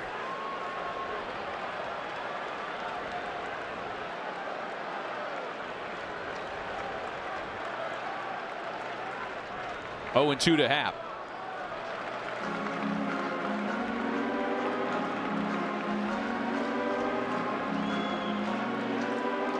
Boy, not an easy decision for Joe Maddon and the Cubs, choosing to just try to jumpstart the offense here in the 6th at risk of taking a guy out of the game who had been dominant. And Matt, you saw Jon Lester walking with his head down, body language down. He threw his best pitch, was his last one, a backdoor cutter, 89 miles an hour, and he was pumped and he was excited, and he hoped that pitch bought him an extra inning. But he's an old school guy. He's your best pitcher, but he's also a workhorse. And you usually have one or the other. In this case, Jon Lester's both. 11 of the last 13 years, 30 starts or more, 32 this year, and 8 seasons with 200 innings plus. 2 balls and 2 strikes. So it's up to Happ to try to make that decision pay off. Ian's been very good off the bench this year. A pinch hitting at bat average of north of 300, 2 home runs off the bench this year. The 2-2 from Freeland. And Matt, facing him for so many years, Jon Lester, you're feeling really good in the other dugout because you're glad that you cleared him and he's in the clubhouse and he's not participating anymore. Crowd on its feet on a 3-2 pitch home.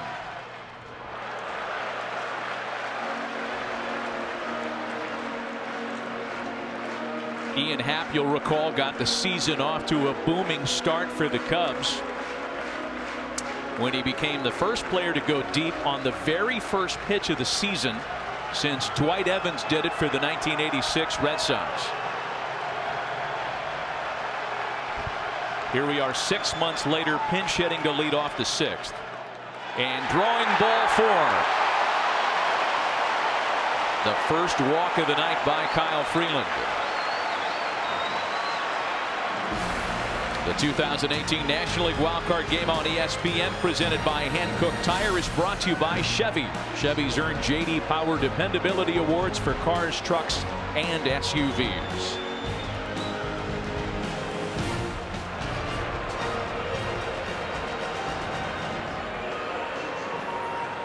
A little energy has hit Wrigley Field here after the leadoff walk.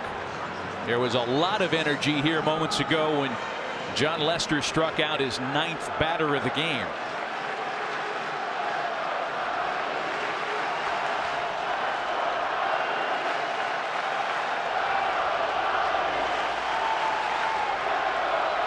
There was a defensive change last half inning as well, as a 2-time Gold Glover Gerardo Parra takes over in left for Matt Holliday. Now Ben Zobrist.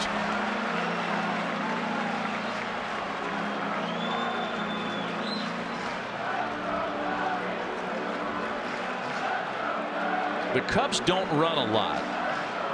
Not only that, their stolen base percentage was the 2nd worst in the National League this year.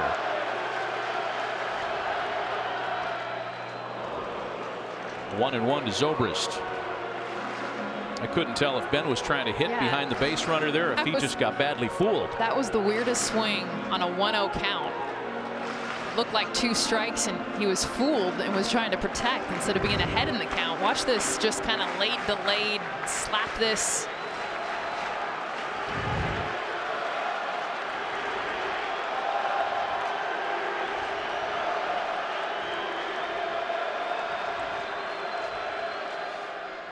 Bunting, and he bunts it foul.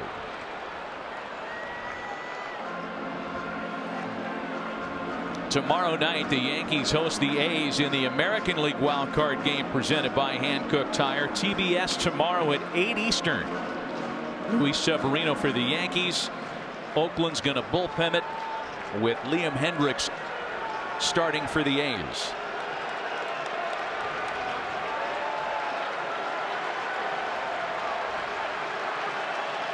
So a ball and 2 strikes on Zobrist now. Swinging away, a swing and a miss. 6 for Freeland tonight.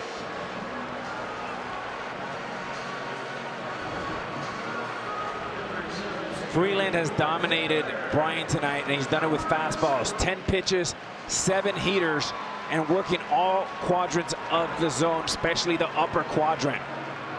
And Bryant has been late all day long.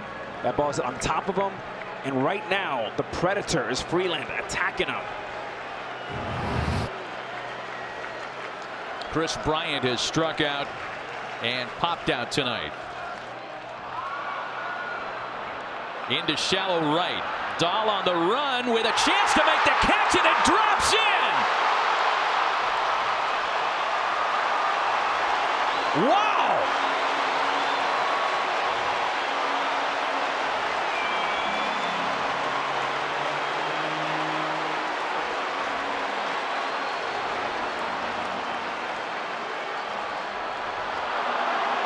That's a rare mess up there, Jessica, and usually the wind plays a big factor. I don't think that was the case tonight.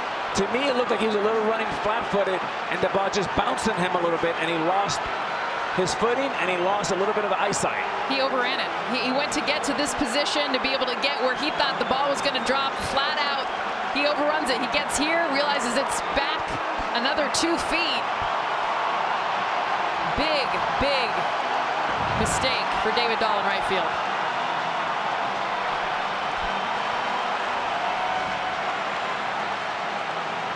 Bryant credited with a base hit, first and second. First time all night the Cubs have put multiple base runners aboard. And they've got one of their big RBI men with 1 away. Rizzo bounces to second. LeMahieu to Story. Back to Desmond, the double play.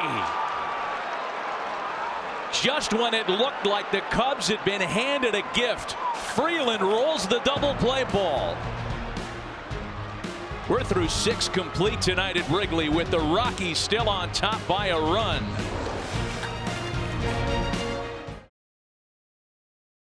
Last night in the first inning, Troy Tulowitzki, a 2-run home run on a fastball. First inning today, a 2-run home run on a breaking ball. 25 home runs for Tulo. And in the third inning, Melvin Mora, a single to right, scoring, of course, Tulowitzki. And it's 3-0 in favor of Colorado as we go to the 5th inning. Tulo, by the way, will bat third in this inning. Sitting next to Ryan Spilborghs. Tulo has a home run and a double today. You see him wearing the eye black to cut down glare, but I noticed he also wore that last night to defend against the lights.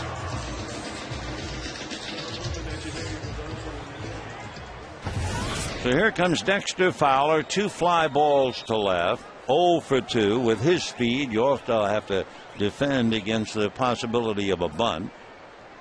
So he is 0 for 7 in the series, hitting .247. Ball 1 to Dexter.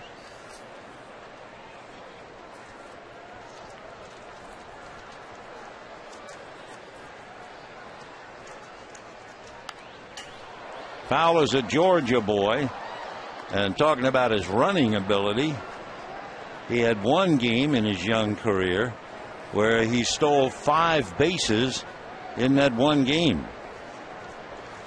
So if he gets on, he's trouble.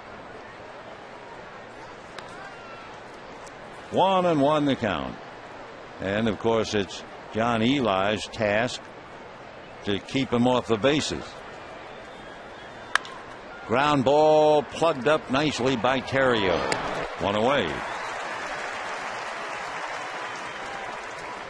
Remember the trivia question? We were talking about the Triple Crown winners, 11, and who are the only 2 to win it twice?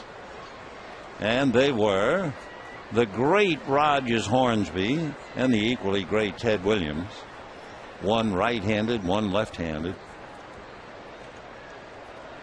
Ted, you probably know a bit about his great years with the Boston Red Sox.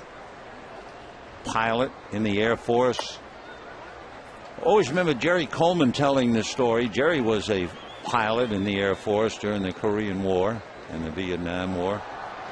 And Jerry was talking about an airplane that was in a lot of trouble. It was shot up. It was struggling. The pilot was talking and describing the condition of the aircraft, getting advice from the folks down on, and everybody in the flight pattern hanging on every word, every syllable for the pilot who was in trouble. And when it was all over and Coleman finally landed with a sigh of relief that whoever that pilot was okay, turned out to be Ted Williams. Well, it's dangerous to pitch to Gonzalez. For the second time, John Eli walks him, and the first time with 2 out, that allowed Tulowitzki to come up and boom, home run. Last time in the 3rd inning with 2 out, Tulowitzki hit a low line drive. Matt Kemp took maybe a step in and never could recover. The thing just took off over his glove to the center field wall for a long double, and then Morris singled him in. So let's see about Tulo this time. Meanwhile, Gonzalez will put a little pressure on Eli. Gonzalez does not do anything short of being almost perfect. He has stolen 23 bases this year.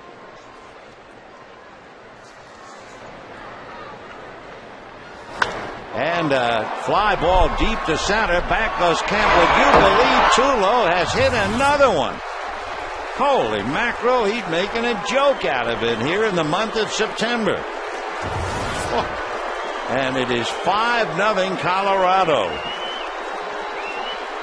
Troy Tulowitzki putting on as good or better a one-man show as we have ever seen. We'll bring you up to date again. In the month of September, he's hit 14 home runs. That's more home runs that the Yankees have hit this month, not to mention 10 other teams. He now has 19 extra base hits with 2 home runs and a double this month. That's more than, let's say, Cesar Izturis all year. With 2 home runs today, he has more home runs in 65 at-bats than Joe Mauer, Johnny Damon, Ben Zobrist, or Ichiro Suzuki have hit all year.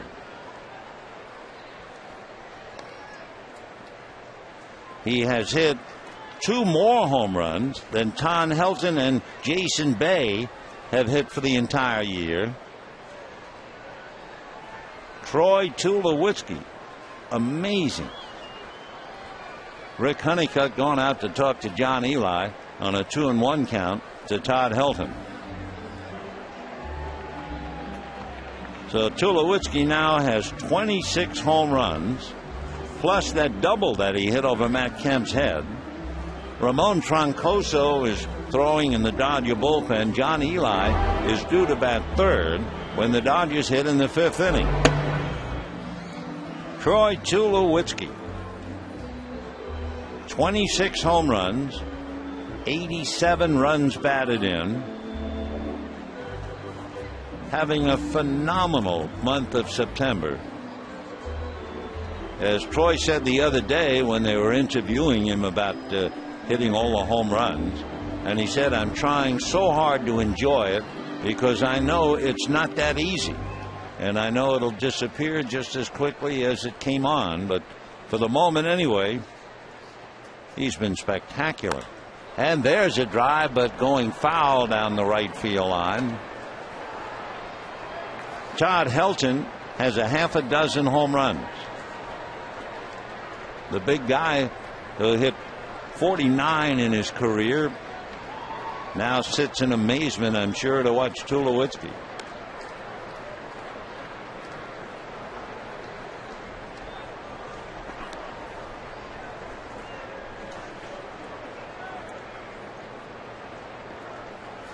Another thing, as Helton draws the walk, the second of the inning, Tulowitzki has 4 multiple home run games this year, and all of them have come in the last 10 days. Number 6, third baseman Melvin Mora.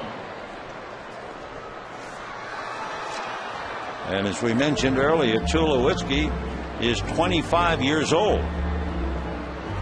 Honeycutt on the phone to the bullpen. Troncoso's been up. Looking back at Tulowitzki, because certainly he's the subject of a lot of examination. Before this year, he had hit 24 3 years ago for the Rockies, and then last year he hit 32. Well, he has 26 so far this year, as he shares his joy with his teammates. He's the man. Todd Helton was the franchise, but now in this day and age it is Tulowitzki, and right there with him is Carlos Gonzalez. So they have a couple of brilliant young players, haven't even reached their peak.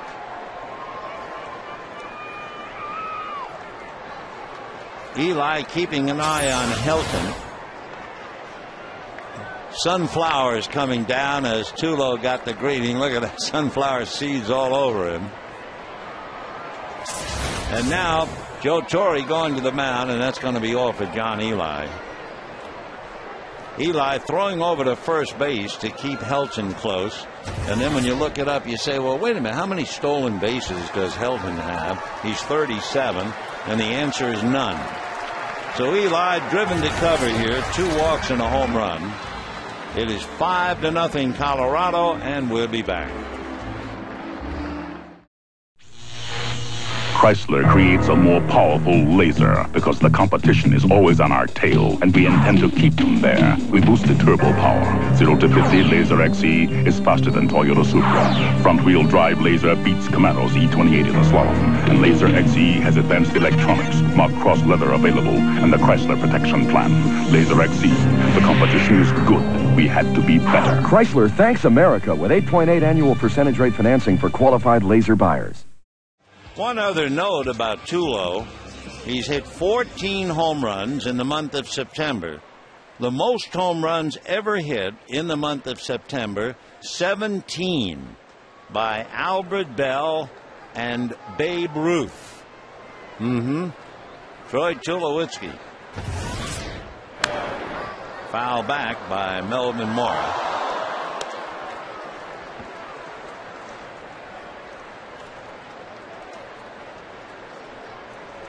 So the monosyllables, Ruth, Bell, now joined by the polysyllabic Troy Tulowitzki.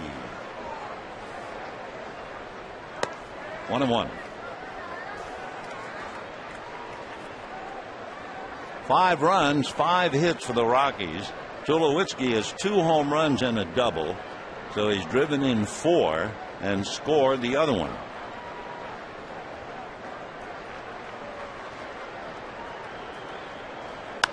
And that's going to go to the gap. That'll be a base hit. Ethier over to cut it off. On his way to third is Helton without a play. So the Rockies now have first and third, 1 out, leading 5-0. And the batter will be Ryan Spilborghs. So for Melvin Mora, he's 2 for 3. Spilborghs 0 for 2.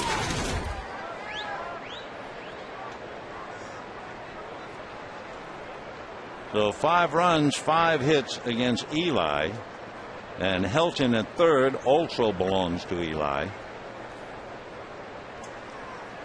First and third, 1 out, 2 runs in, 5-0 Rockies.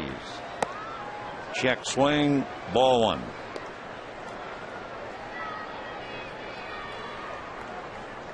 Spilborghs looking down to Rich Dower, the pride of SC.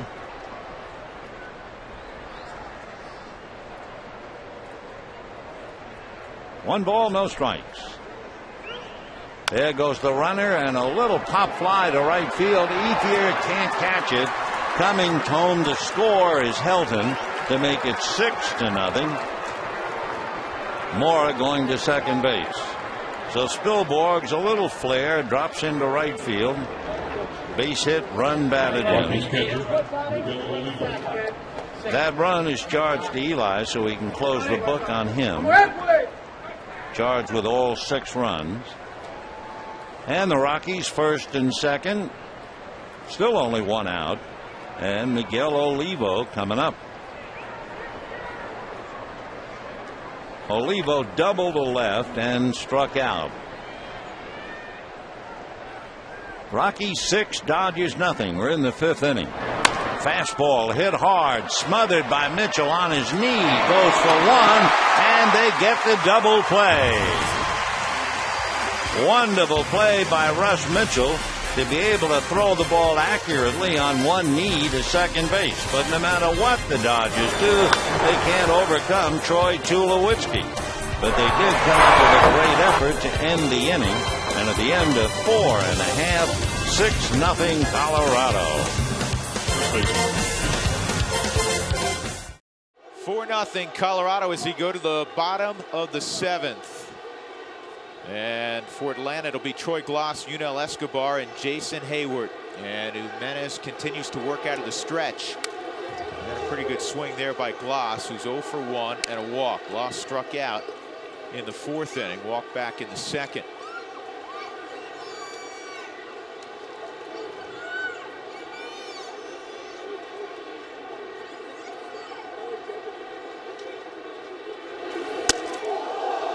Hi, how you doing? Glaus got up as if to say, you know what, I'm getting a little old for this. 97 at the Coconut.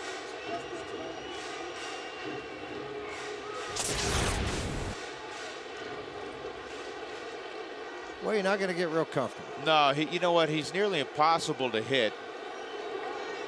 But as the adage goes, you're not going to dig in either.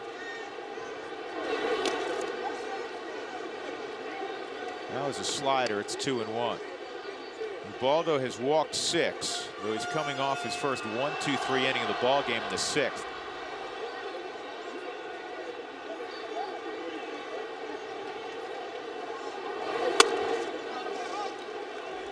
Three and 1.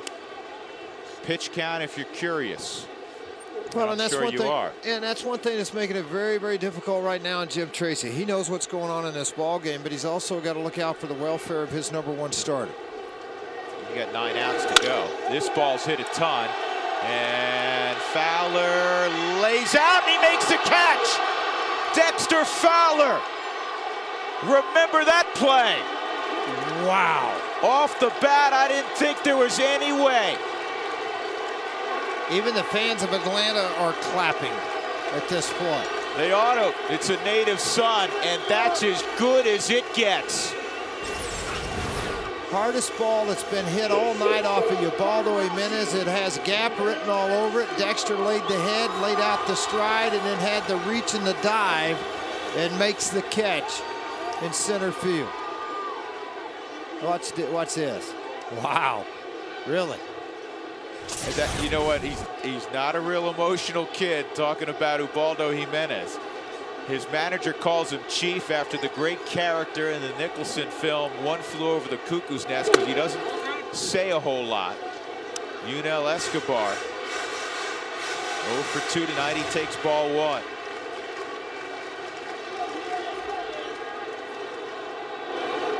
Slider for a strike.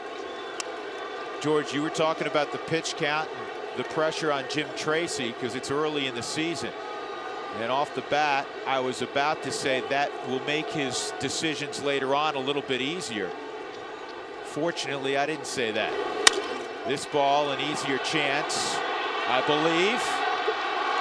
Boy, that wind is really playing tricks.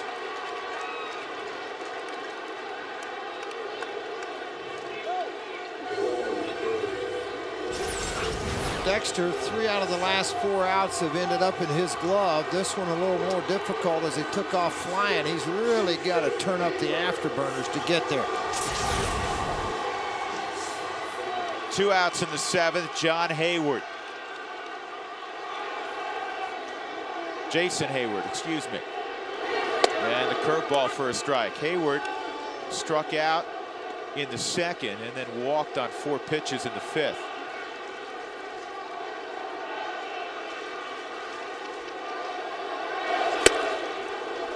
Late decision, it's 0-2. Hayward turns back and asks Jeff Kellogg if that was a strike.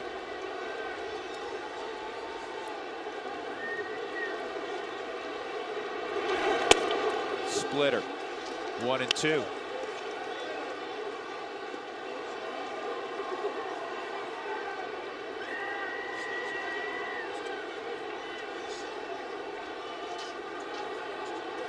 See you later. That's all for the Braves in the 7th. And this inning and this ball game may be remembered for this effort by Dexter Fowler off a gloss drive. A message from Rob Halford of Judas Priest. Step on the red, cross on the green, never take a ride in a stranger's machine, and always make sure you're burning on turbo power. Judas Priest, turbo, fuel for life. It's 1986. Do you know where your children are? They're out burning on turbo power. Judas Priest, turbo, fuel for life.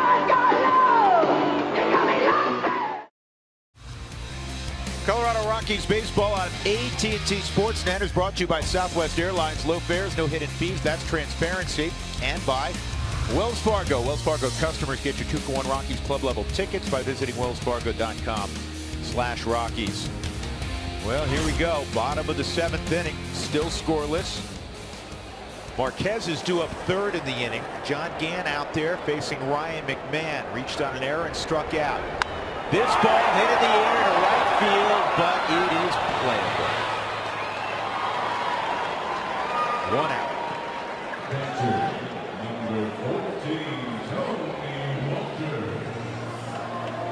And looks like that'll be all for Marquez. Again, due up 3rd. Getting a hug from Steve Foster. Fist bump from Buddy Black. Fantastic from Herman tonight. 9 strikeouts, 1 walk. Came out the chute, Drew. Throwing darts. That first inning, got through it. Cruise control pretty much from that point on. There's Tony. Fouls it off. Walters walked in the 5th inning. Rockies have actually left 6 men on base the last 3 frames. And look who's getting ready. Big Daddy.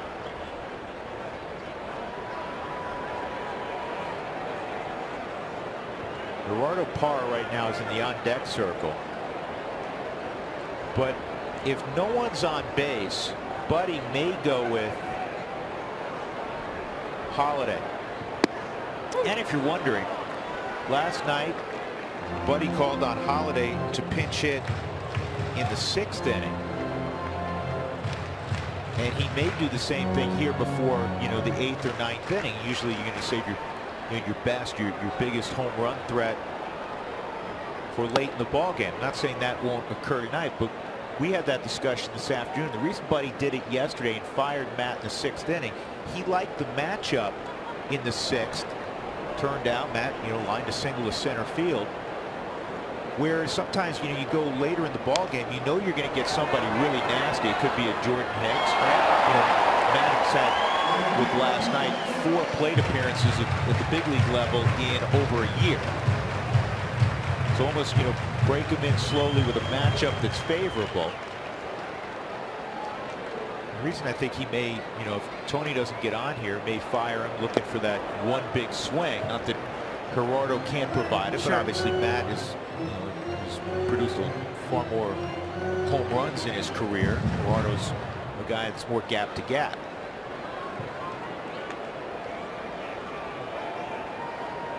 Two and 2 on Tony. And going on a changeup. And it will be Big Daddy. Listen to the crowd.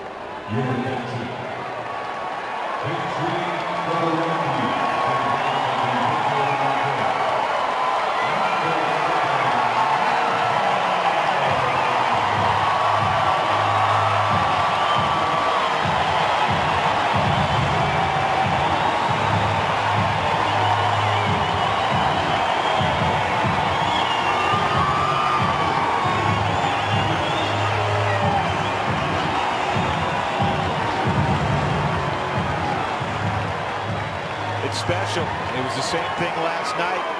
Crowd almost 44,000. 40-second ovation. Same thing tonight in front of nearly 48,000. Here's Matt.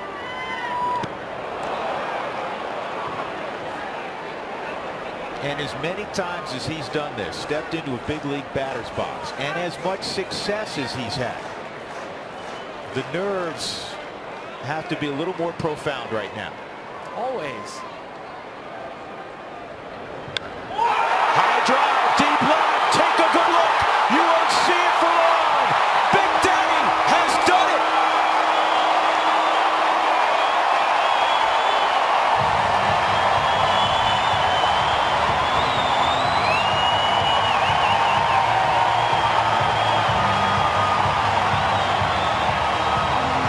A goosebump moment if there ever was one.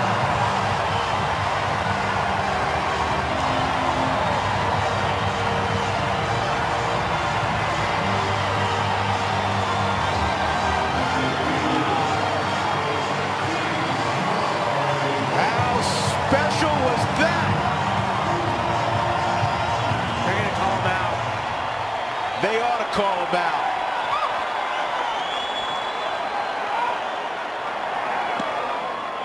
Let's get a curtain call here.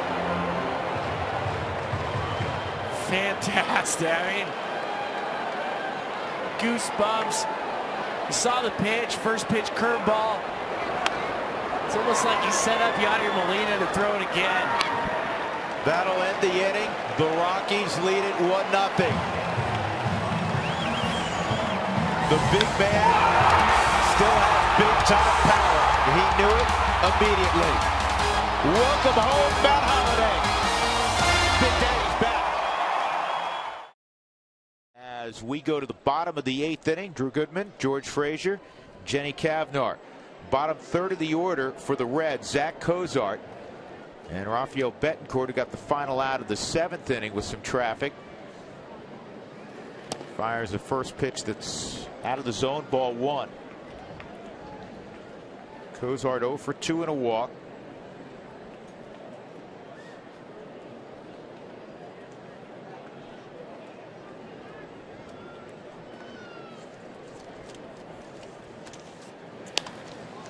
And it's a pop-up on the left side. Foul ground, Nolan waiting. And he's got it, 1 out. Well, the pitcher spot coming up, Skip Schumacher will come off the bench, and he's going to swing the bat for Cincinnati. Veteran guy, been around for a while. He's 2 for 3, 2 singles in his career against Rafael Betancourt. Also on a little run off the bench with 3 straight pinch hit doubles.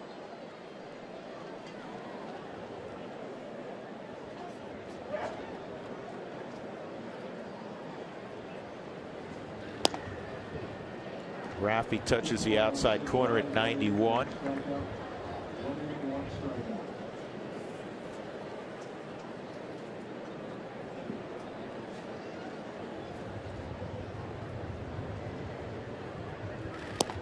He's the first big leaguer to have a double in 3 straight pinch hitting appearances since Wes Helms did it with Milwaukee in 2005. Helms was another guy like Schumacher. Made a pretty nice career coming off the bench. Do a lot of different things. First, third, but more importantly, really swung the bat well. Yeah, you did. 1 and 2.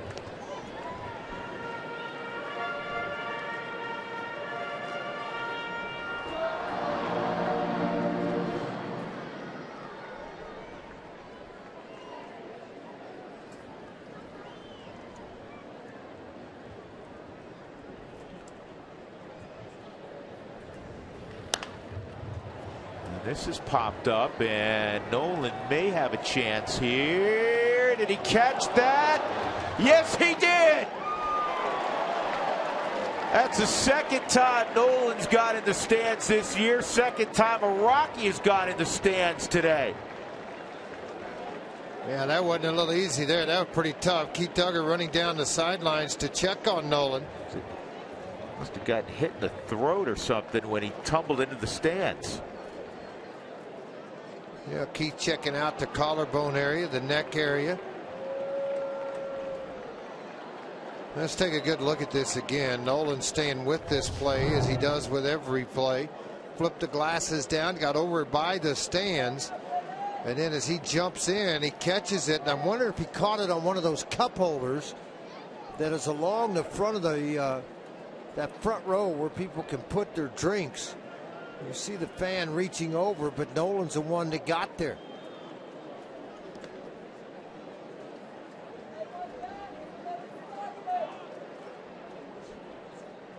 That lady came to the ballpark. She didn't think she'd get a ball player falling into her lap. What a play. I'm done. I've run out of adjectives. And he threw the ball back up into the stands. How nice is that? That's a great look at it, too. Now look at the back end of that.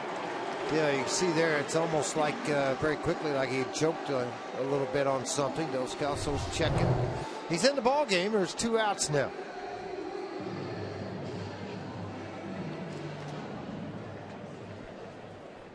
He makes all the plays, George, inside the lines, outside the lines, and if necessary, outside the playing surface, period.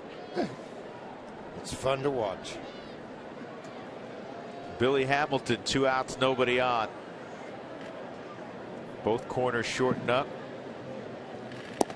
Hamilton takes outside, ball 1.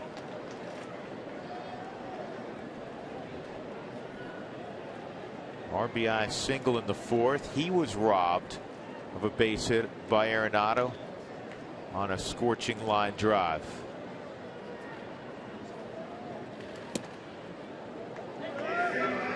Two and 0.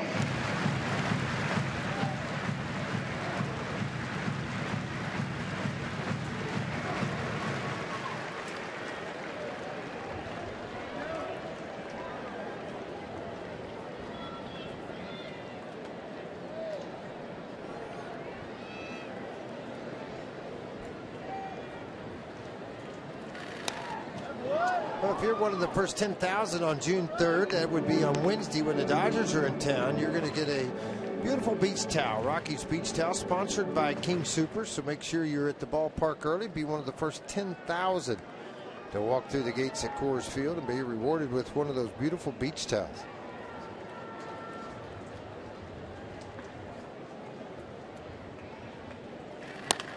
And that's fouled off.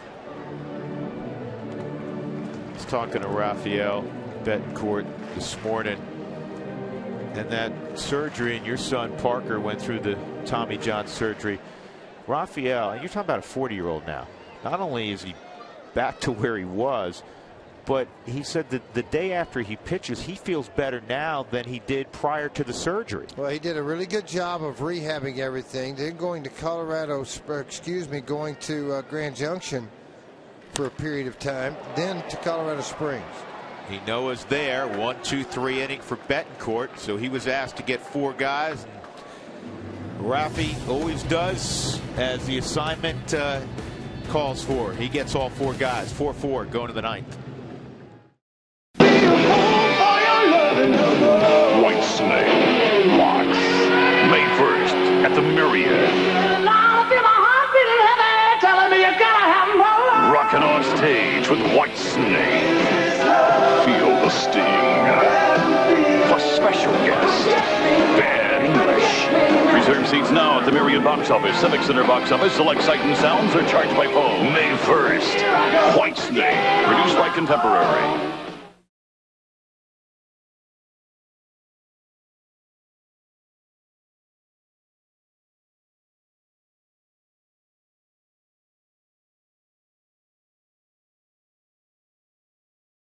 Of the 8th inning, the Rockies will have Brad Eldred to lead off.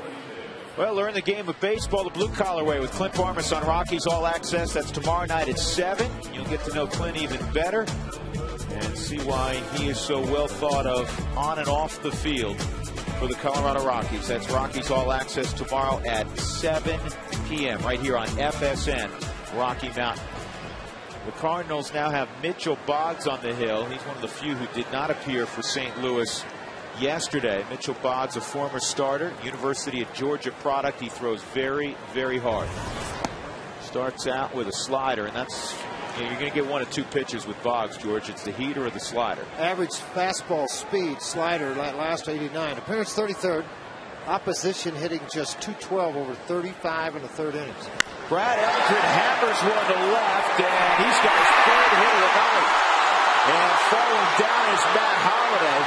And Eldred, with the Rockies trailing by 3 runs, will stop at second. Jeff Houston's pretty nice debut for Brad Eldred. 3 bullets tonight after that strikeout in his first appearance. Well, especially when you didn't show up to the ballpark till about 90 minutes before game time because you're just flying in from Fresno. He gets that fastball 96 miles an hour up, and he just hammered this ball. Matt thought he might have a play on him, and then it went off that wall. He slipped out there. That ball was loud. The only reason it wasn't up on the concourse is he got slightly he got a little more of the top half of the ball. Barmes inside ball 1. That thing was loud. And I go back to the story Dexter Fowler was telling about Eldred, talking about all the home runs, and I said, yeah, he does strike out quite a bit. And he said, you know what, when I was down there, he said he didn't strike out much. He said when they got him out, it was a line drive at somebody. I remember watching him just take batting practice in Pittsburgh a couple of years. Watched him in spring training. Goodyear hitting it over the top of the fence, up the berm, and through some trees that were on top of that berm. It's a ground ball up the middle. And did they get him? No, they did. Brendan Ryan with a good throw just in time to get Clint Barmes. 1 out. Albert moved his feet very nicely on that to allow that to be an out for the Cardinals. They sure did on the Hyundai cam. You can see as he steps, he plants and pushes out to get the distance to catch the baseball. And it is right at the very end of that glove. Ian Stewart with his 3rd at bat upcoming. He came into the ball game as a pinch hitter for Aaron Cook in the 5th inning. Singled in 2. Stayed in the ball game for Melvin Moore. Came up the next inning and singled in a run. So he's 2 for 2 with 3 RBIs.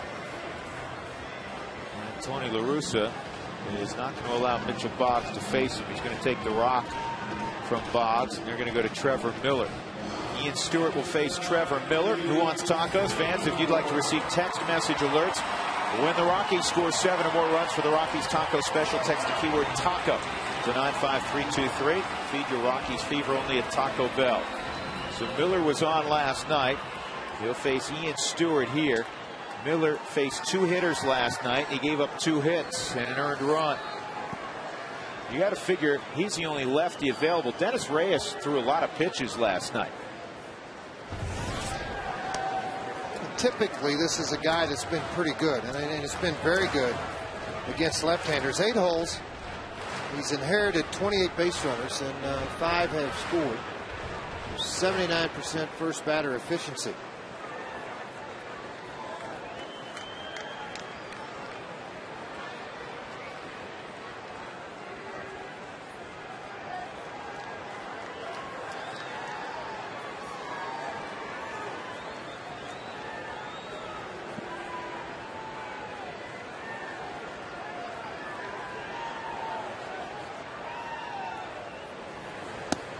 Inside, 2-0 on Stewart. Dexter Fowler on deck. Rockies trying to come from behind for the 2nd straight night against St. Louis. Looking for their 3rd straight dramatic win, going back to the 4-3 15-inning win on Sunday. Buggy whip swing, no baseball. It's 2-1. Buggy whip throw too. I mean, he throws that big sweeping slider at you, and he throws a big cutter at you, and it's a low 3/4 arm angle.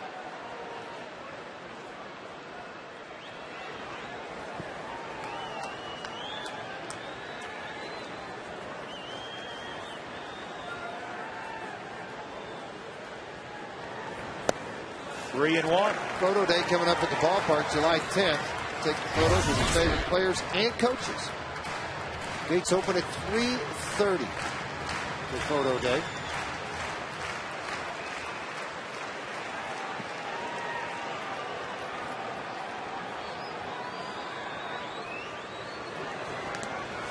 Three and two.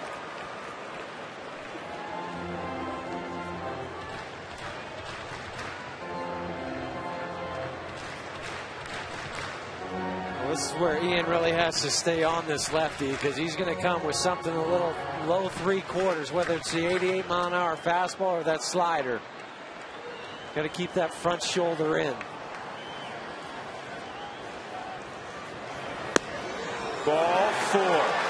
And a tying run comes up in Dexter Fowler. He lives from his natural right-handed side of the plate. I was saying that pitch to Ian Stewart, it is inside. I mean, they wanted the fastball in and wanted to prevent him from extending his hands. That was a little bit better at bat. And Tony La Russa looking frustrated again. Miller's faced 3 hitters in this series, and he hasn't retired any of them. He's not going to get another opportunity either. Probably going to be Mott. He's the guy that's going to have to close ball games tonight. Tony's going to go ahead and get him. So the new pitcher is Jason Mott. He appeared last night in the ball game. He was about the only guy who had success out of the bullpen. He pitched a clean 7th inning. Inside on Dexter Fowler. Fowler tonight is 0 for 3 and a sacrifice. Well, big time numbers. Opponents average 197. Very hard fastball. He'll run 95, touch triple digits at times. Only giving up 4 home runs. They'll walk a lot of people. 36 punch outs. He's behind 2-0. I think he'll end up being the closer at some point if he could just kind of master his emotions. He gets pretty emotional on the mound and sometimes a little over amplified. Kind of like Papelbon in the way he reacts out there sometimes. Got a question for you guys after this pitch. Swung on and missed. The Rockies right now are thin up the middle. Johnny Herrera's on deck. He's got 2 hits tonight. You'd like to see Brad Hopp with the ability to tie it up. Can you go in that direction if you're Jim Tracy? I think you can, because you still have Chris Iannetta, who you can slide over to third base, put Ian at second. 3-1. You might only get 1 shot at it. Thinking about Giambi too. Either way with it, you go with Giambi. Well, you got to save somebody for that. You know, for the 9th inning, or maybe it's later on this inning. The 5 hole's where the pitcher's spot is. Well, I understand, but if you take Giambi and let him hit, Stu still goes to second base. Well, Iannetta out and leave it behind the plate. But if you want to put Giambi over to 1 shot at first base, you can do that too. Good swing by Dexter Fowler. He was right on that fastball at 97, so it's 3-2.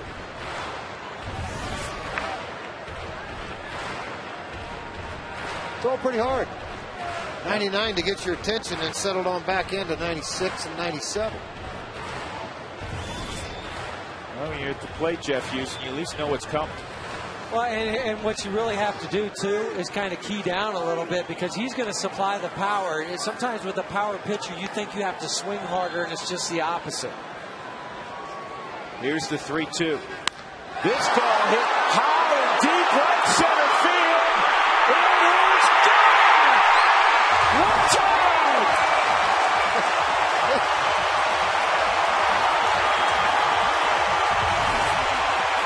Oh, my. Dexter's second home run this year.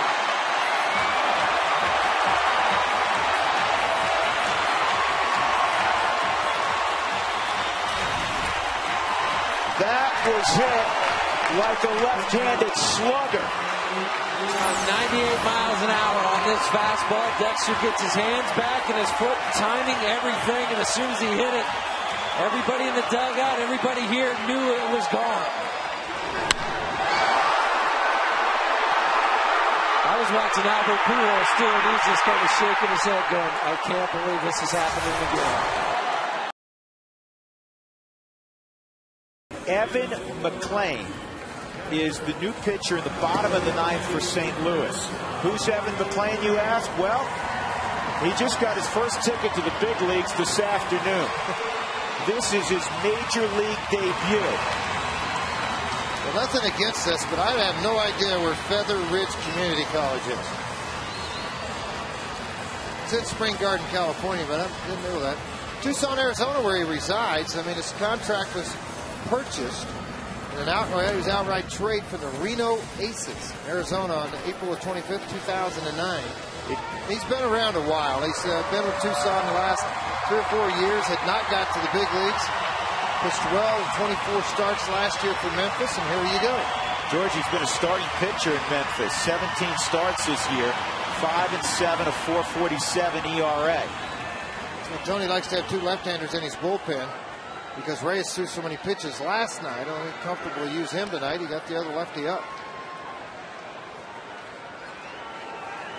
Well, you dream about your first assignment in the big leagues, Jeff Houston. I don't know if this is how you want to make it, though. Well, maybe Tony thought, you know what, my bullpen's not doing anything. I'll go with the young guy, see what he's got. 8 years he's toiled in the minor leagues. Chris Iannetta leading things off. He's 0 for 4. Tied at 7, bottom of the 9th inning. 203 games appeared in the minor leagues, 171 starts. 2-0. Brad Eldred is on deck. He's 3 for 4.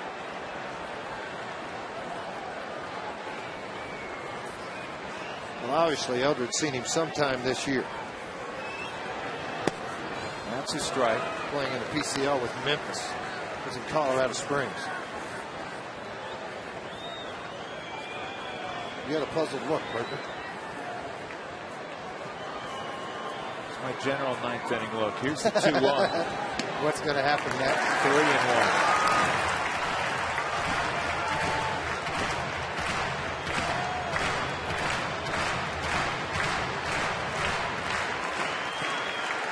Iannetta has a walk-off home run already this year. Toward the string. 3-2. You know, older guys that have been around in the minor leagues have been around for a while. And you mentioned 171 starts, 203 appearances. They're not affected to where they think the fastball situation is just dead fastball all the time. High in the air, deep left field, way back, and it's done again. Dolly Beauty. Welcome to the big leagues. 8-7 winners, Colorado. Chris Iannetta. Don't get hurt.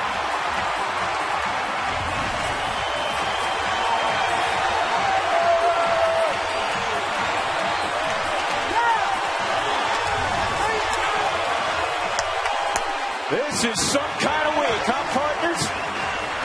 Unbelievable. You couldn't script this in Hollywood any better than this.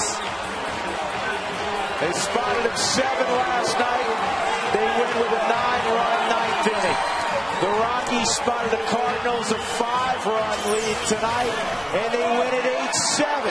Chris Iannetta, 5th walk-off home run for the Rockies this year. Iannetta's 2nd, and their 3rd straight walk-off win.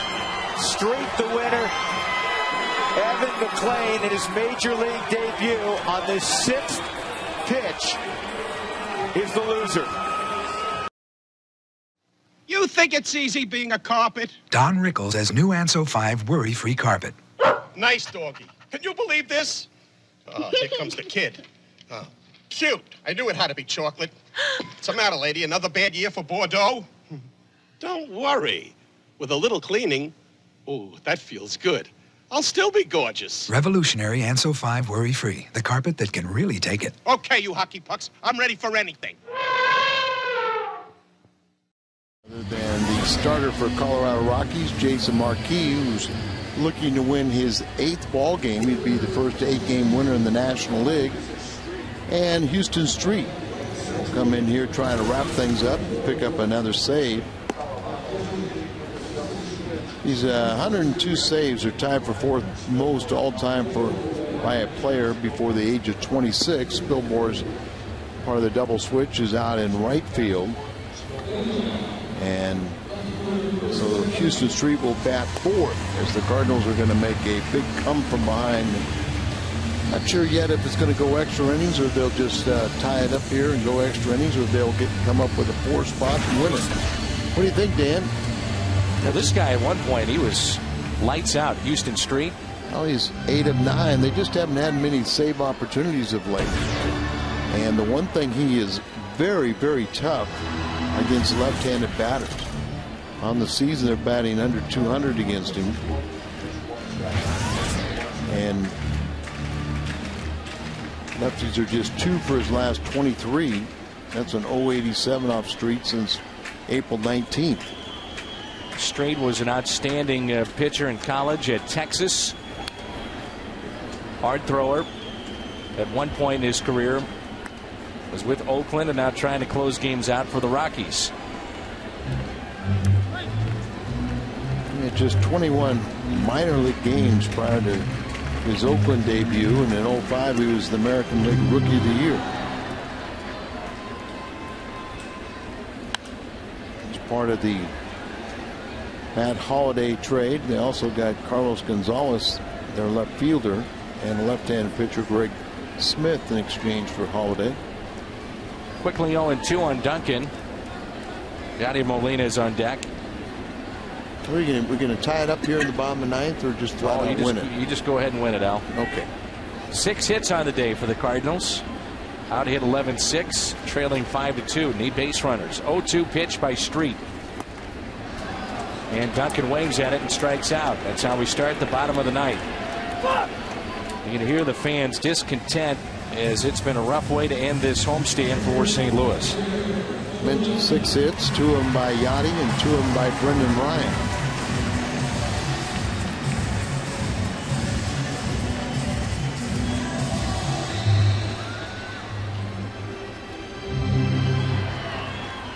Cardinals have had hits in just 3 innings.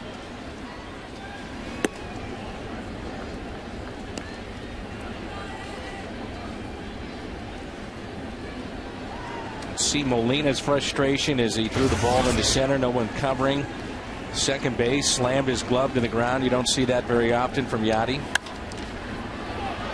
Lazy fly ball into right. Cardinals will be down to their final outs.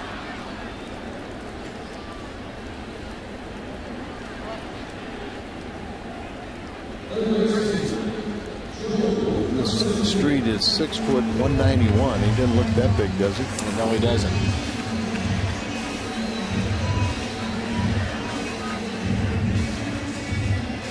Came from that great program, Augie Garrido, Texas Longhorns. They are #1, by the way, going into the Super Regionals college game.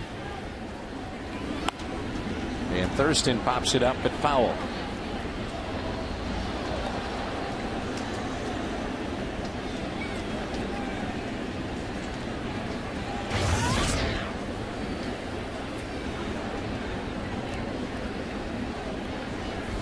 Stafford on deck.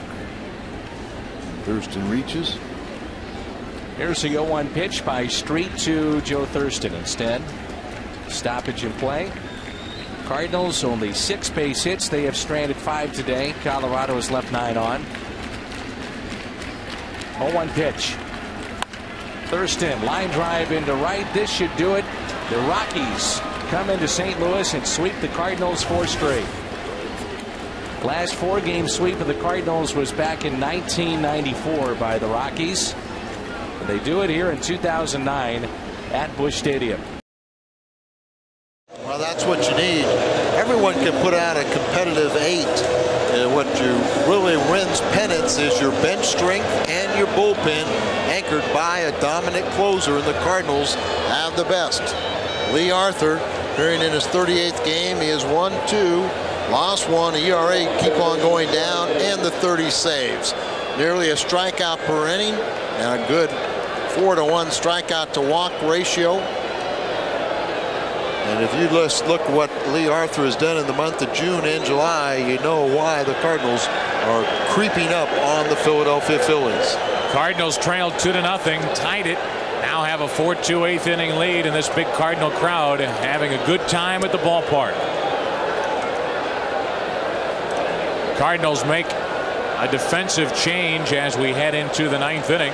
Jose Oquendo takes over at second base. Alicea is finished for the night, and Louis really helped out the Cardinal cause tonight with an RBI and a run scored and 2 hits and 3 at bats.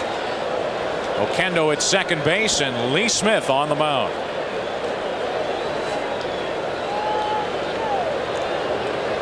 First up, Charlie Hayes. And a strike and a borderline pitch, and Charlie says, come on. Or something like that. Something to that effect. He didn't agree with the call, and it puts him behind right off the bat. You know, that's tough enough facing a lead to begin with. Into center field. Jordan cannot make the grab, and that's going to be a double for Charlie Hayes. Well, how big is that extra run the Cardinals got in the 8th inning? Huge. Heck of an effort by Jordan. He gets a nice hand from the bleacher fans. But nonetheless, a leadoff double for Charlie Hayes. See this fastball, inner half, and it's up.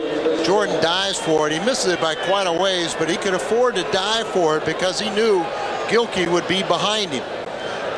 He was almost committed as he went after that ball in a direct line, so he had to rely on his left fielder to throw the ball back in, holding Hayes to the double. That run doesn't mean anything. This man does. Chris Jones. He's the tying run at the plate. Jones is 1 for 3. He's hit the ball hard twice. And he is hitting .330. Runner at second, nobody out. About to say, oftentimes we'll see the first batter reach off of Lee, and after he throws a few for the mound. We're tied. Jones pulled a hamstring. He limps around the bases, but he's just tied the game. Lee Smith has thrown 3 pitches, and the game is tied 4-4. Well, that's the only thing that you could say about Lee this year. He has surrendered far too many home run balls.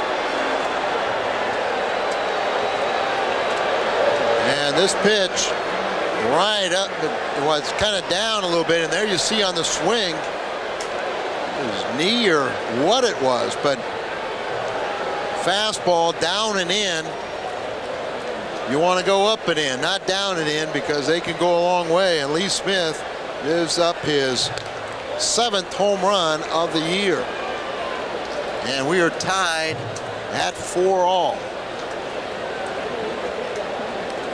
Well, there goes a win for Rene Arocha.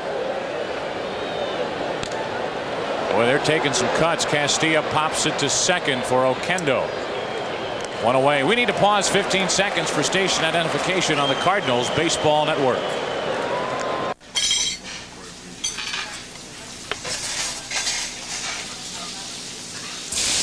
Steak and Shake, famous for steak burgers. Hill Street Blues, weeknights at 11 on St. Louis 11. 4-4, 9th inning, top half, and Lee Smith blows a chance for save number 31 and now tries to keep it a tie game. Danny Schaefer digs in a .264 hitter with Darrell Boston in the on-deck circle.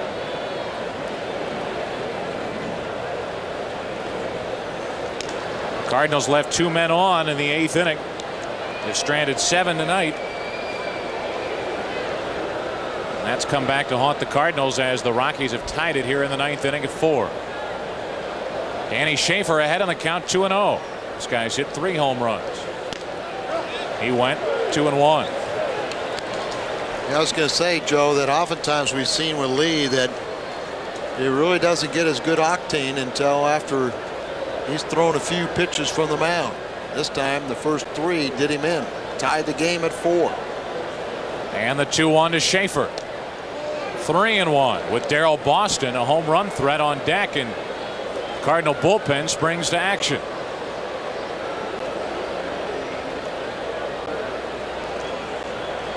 Can't fault Lee Smith for much at all this season, though. 30 saves before the All-Star break. The 3-1. 3-2. You can just fault him for about 7 pitches. Other than that, he's been spectacular. And he is the Cardinal player representative for the All-Star game. Cardinals in the bottom of the 9th inning will send in Oquendo, Gilkey, and Ozzie. The 3-2 by Big Lee. That ball's well hit to left, and the Rockies lead 5-4 on 2 home runs in the 9th inning. A 2-run shot by Jones and a solo blast by Schaefer. 5-4 Colorado. Make it 8 pitches now. 8 pitches, 8 home runs this year by Lee, and no one feels worse than Lee. He was hoping to get out of this game tied. Now the Cardinals are going to have to battle back. Look where this pitch is. Fastball and up and in the inner half, and of course he's looking fastball, and he hits it.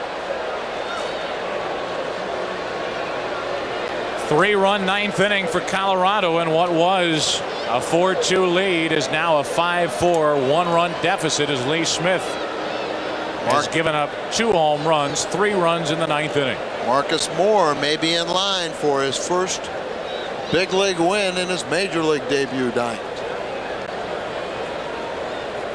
Darryl Boston will pinch hit for him. And Joe Torre is going to make a change. Boy, you see this very rarely. Joe Torre is going to go out to the mound and pull Lee Smith. Well, Lee has 30 saves this season, and he has been outstanding this year, but tonight 2 home runs chases Big Lee out of the game, and the Cardinals are going to go to Lee Gooderman. 3 runs in the 9th inning chases Lee Smith. This home run tied it.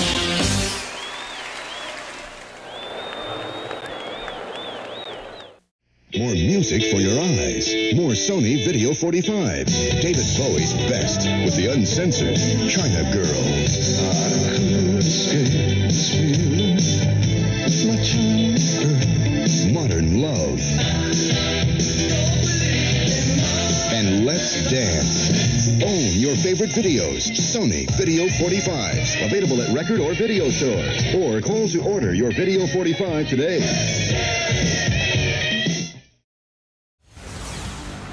Here's our Kubota pitching performance of the day. And you won't see better throughout baseball today, is my guess. 8 innings of 1-hit baseball. The 1 hit came with 1 out in the 8th inning by Evan Longoria on an 0-2 pitch, a hard ground ball in the 5.5 hole.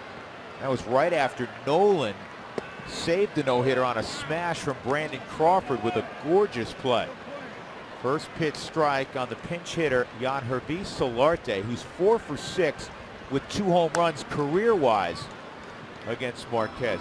You know, I want to point something out, because Marquez coming in had poor numbers against San Francisco. A 7.5 ERA and 4 career starts in San Francisco, which is, you know, a pitcher's haven.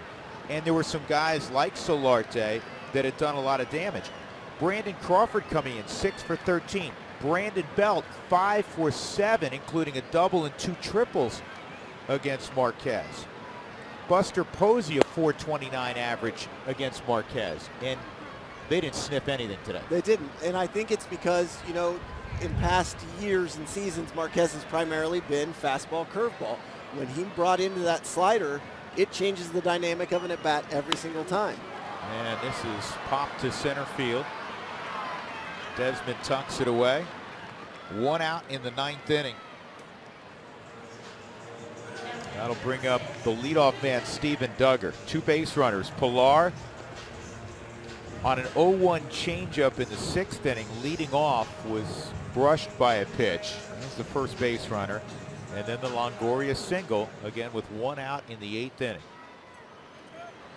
Germán's done it with a great blend of 9 groundouts, 8 flyouts, and 8 strikeouts. That's mixing it around. So from the side, just watching the ball coming out of Germán's hand, it does no justice our camera angles. From the side, the amount of movement for the curveballs and sliders, even in this 9th inning, it's pretty remarkable. It's close, misses, 1 ball, 1 strike, still carrying his velocity at 96, 97. You go back to the All-Star game of last year, Corey. There's only 1 pitcher, that's a strike, in the National League who has a lower ERA. And he's the reigning Cy Young winner, Jacob deGrom. I mean, Germán's been dominant, and we've talked about kind of the growth for him. When sometimes he moved over on the rubber at one point 2 years ago, and the adjustments. But truthfully, I think it's the confidence that he's gained on the mound. You could see him become the pitcher he is now. I'll tell you a story. I had some friends in the booth, and one guy I met, boyfriend of an old friend, old neighbor, and he was a college baseball player at Menlo College here in Northern California. Strike 3, that's 2 outs. And he still works in baseball. And he was really not very familiar with Germán Marquez. And it just goes to show you, here's this wonderful talent, really very young talent. Some of it he pitches in Colorado, right? And people are less familiar. And I said, wait till you see this guy today. Didn't know he was going to go and do this. Yeah. That's fouled off by Panik. 2 outs, nobody aboard in the 9th inning. The Rockies up 4-0. No, but with your, prognostication, I think they probably know now exactly what Germán's capable of. Yeah. Here's the 0-1.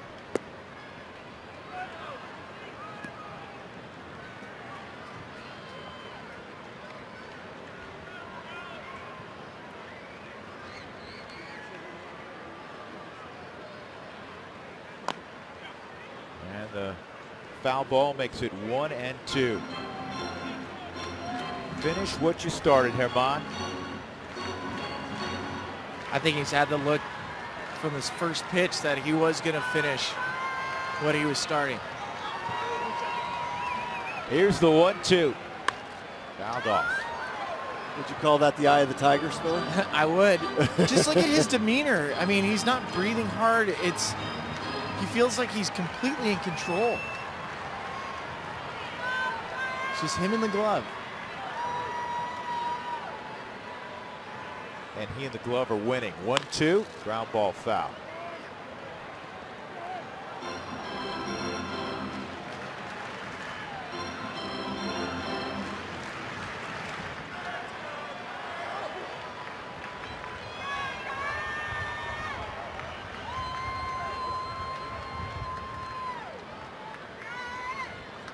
Couple of shakes. Here's pitch number 104.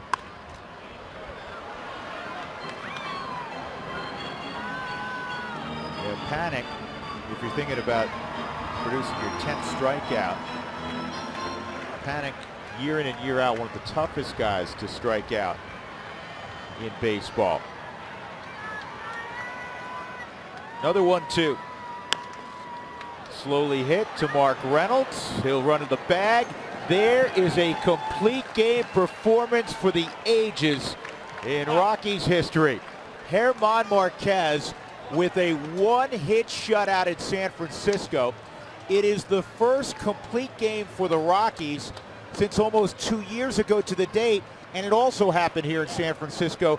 Tyler Chatwood, a 2-hit shutout. It is also the first 1-hitter in Rockies history by a single pitcher. They've had 4 combined 1-hitters before today, and of course the near no-hitter, the 1-out base hit through the left side in the 8th inning by Evan Longoria. The Rockies needed that. They needed a home run from Nolan, and it's great to see this club put to bed that 8-game losing streak. Hugs and smiles on the field. What a great day for Colorado. We'll come back to the ballpark here in a moment. The time to go to our Denver studios. Here's Mark and Jeff. Guys.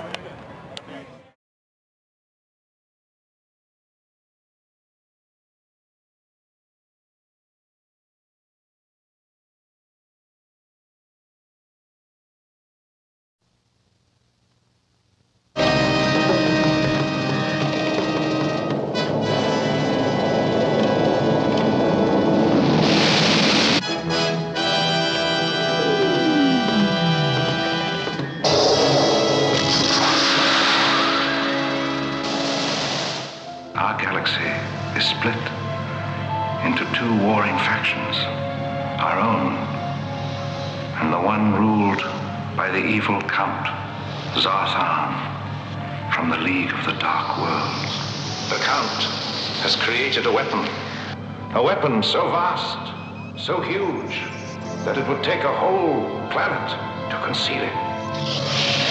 You must sail to the haunted stars. Find the Count's secret planet and destroy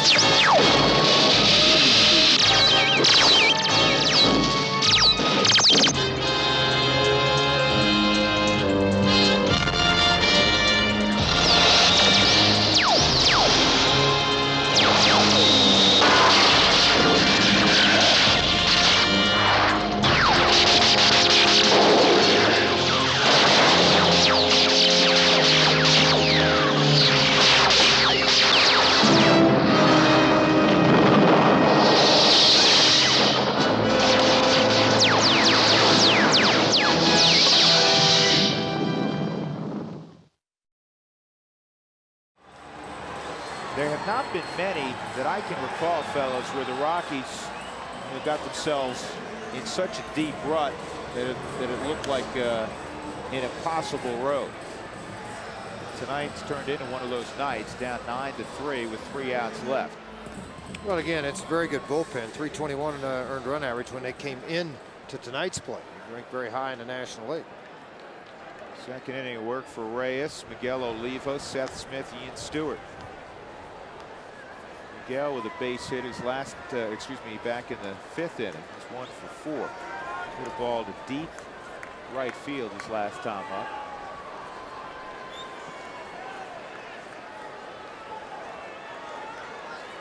Rockies have 11 hits. 5th straight ball game in double figures in hits. That's a first this year. They had 12 hits in each of the 4 games against the Giants. And a second hit tonight from Miguel Oliva.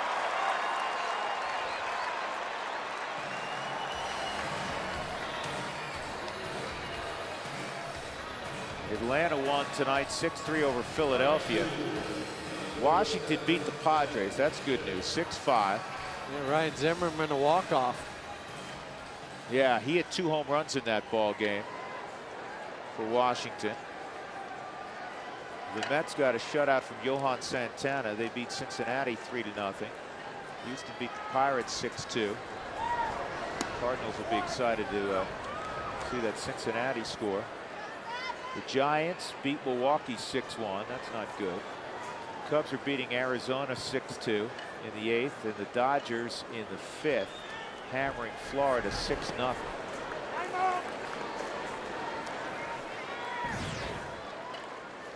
Seth Smith's been perfect tonight. 2 hits and 2 walks.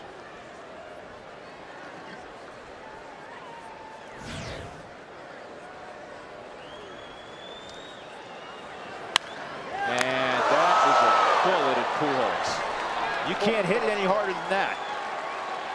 1 out. Well, the other thing, too, is because of the large lead, Albert Pujols is playing behind the base runner. If not, this ball is by him if he's just coming off the bag. It's a base hit, but instead it's a hard line out.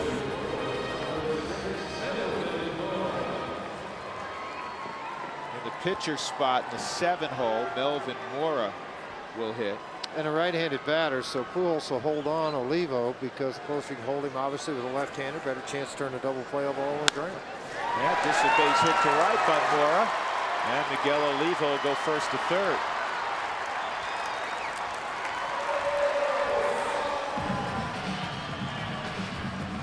Jeff, you mentioned Jaime Garcia going tomorrow. Melvin Mora in all likelihood will play.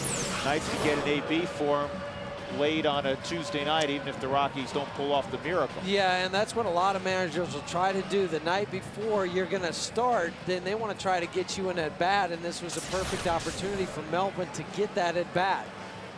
Now, just like the fact of getting Corpus into a game and getting him a couple innings of work with not any pressure. Try to get him on track. He got a couple of innings and pitched well tonight. Clint Barmes 1 for 4. He's got a 13-game hitting streak.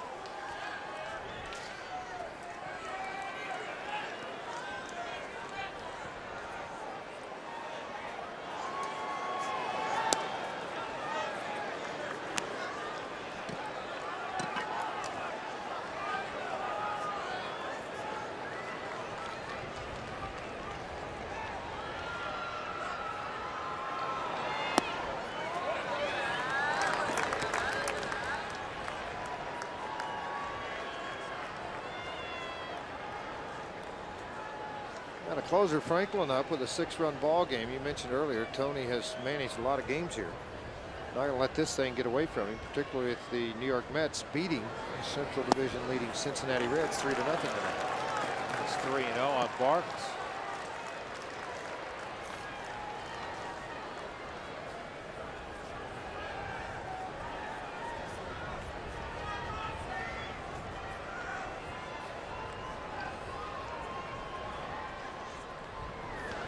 That's nowhere close. Goes to the screen. Here comes Olivo. And it's 9-4. 2 on, 1 out. With Iannetta coming up.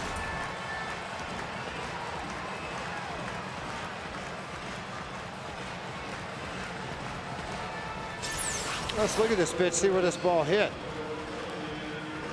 Yeah, this is poorly received by Molina. On the Hyundai cam, you can see it. He just puts the glove over on it and it cut and it went by the glove, went all the way back to the fence. Tony will go out, slow walk out, and bring in the right-hander Franklin.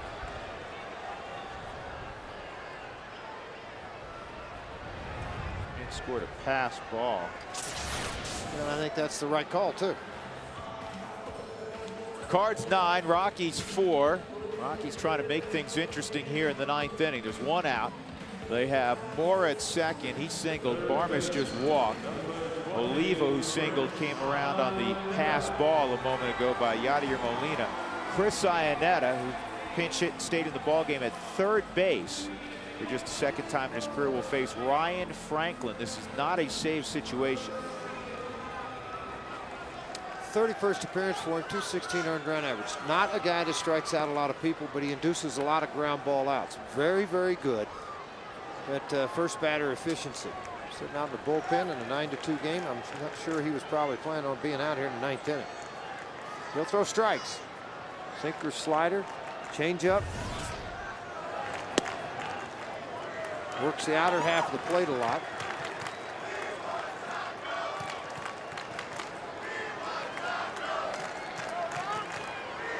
Want to know on Iannetta.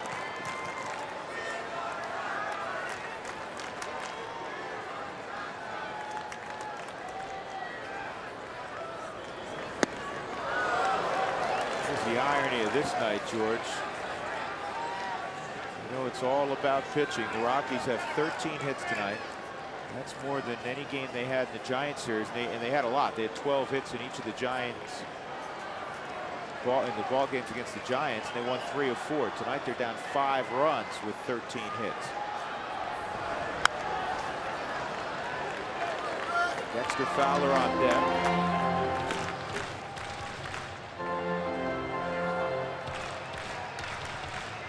Jaime Garcia, Aaron Cook tomorrow.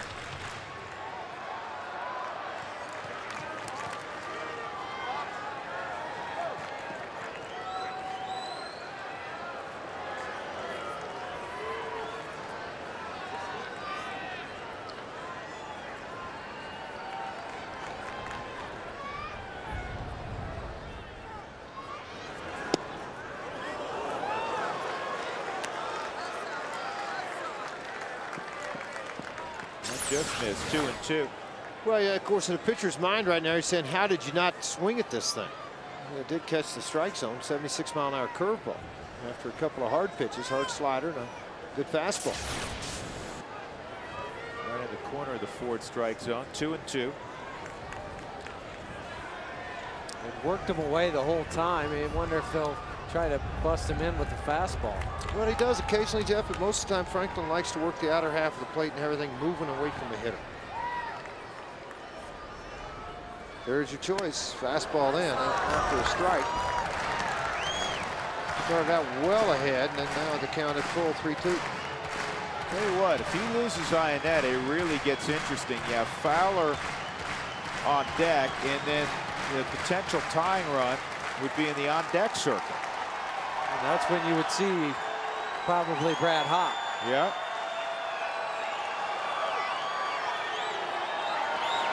This ball crushed to left field. It is gone. Who knows what's in store now? 3-run home run, Chris Iannetta.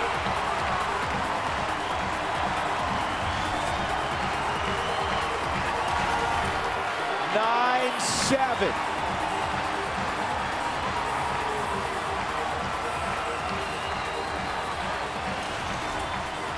I mentioned earlier, Franklin hadn't given up an awful lot of home runs this season. He gives up a big one here. This ball got smoked. The second home run he'd given up. Iannetta, a little fist pump, deservedly so. 5th home run for Iannetta, and 11 RBIs now. And it's, guess what, folks? Put a few guys on. You got a pretty good baseball game working. Now Herrera's in that on-deck circle for the time being. Johnny's been great. As Fowler takes ball 1. Well, but you got to believe Brad Hawpe has got a helmet on. We're going to spy that dugout and the bat rack closely in a moment. Well, I was just looking down there. I saw Jim talk to Brad off camera just a second ago, and that's why Brad has the bats right now. 1 ball, 1 strike. Now the Rockies have hit the magic number of 7. We've got tacos. Fans, the Rockies with the 7 runs. Make sure you go by participating Taco Bell locations tomorrow between 4 and 6 and get your Rockies taco special. Here's the 1-1. Strike 2.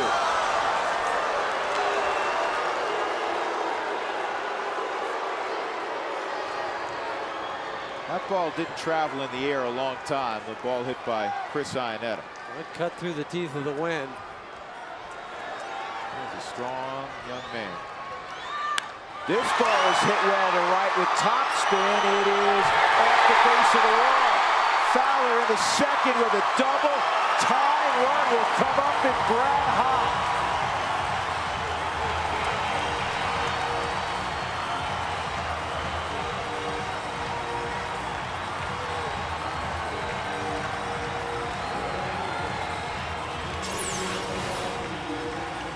Again, trying to dip that ball down in the strike zone. Looked like a breaking ball or changeup. Hyundai Cam showed that. Dexter just dropped the head on it and drove it. He's driving the ball with his hands down with more authority than I've seen him since he came to the big leagues. And that ball really played tricks on Randy Wynn out in right field, too. I don't think he thought it was hit that hard. He didn't get back on it at all. And he did a little spin on it, too.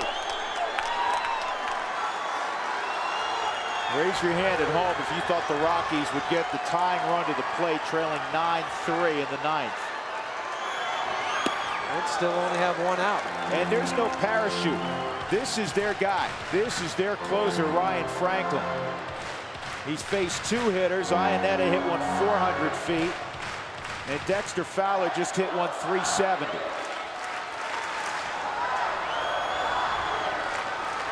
Carlos Gonzalez on deck. There's one out.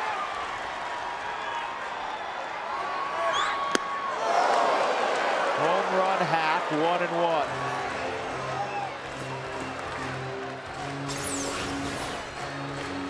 Hop 1 for 3 against Franklin. Got a fastball outer half. Hit a pretty good bite to it.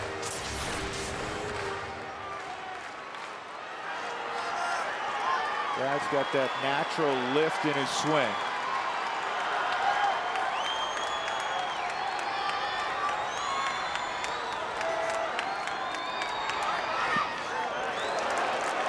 Brad had a 2-run pinch hit single a couple of days ago.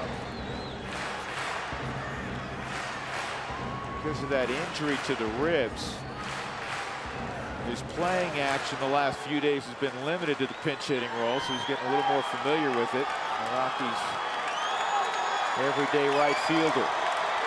That man is on deck.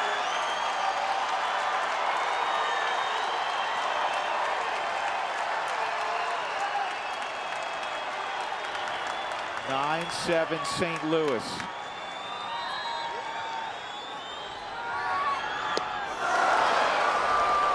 Two and two.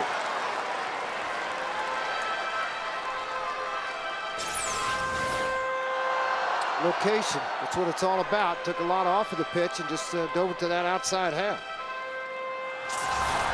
This is where Brad Jeff's been so good over the last couple of years, changing the approach and making sure he can get the ball in play. And that's where the shorter late kick also helps too, not the big high one.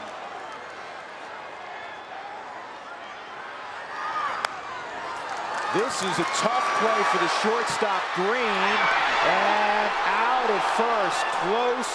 Close play. What a pick from Albert Pujols. No argument from either Brad Hopp or Glenn Allen Hill, the first base coach. Well, right off the end of the bat, so now you got to come all the way in here and get a left-handed bat too. I mean, Green made a nice play on this, snap throw over.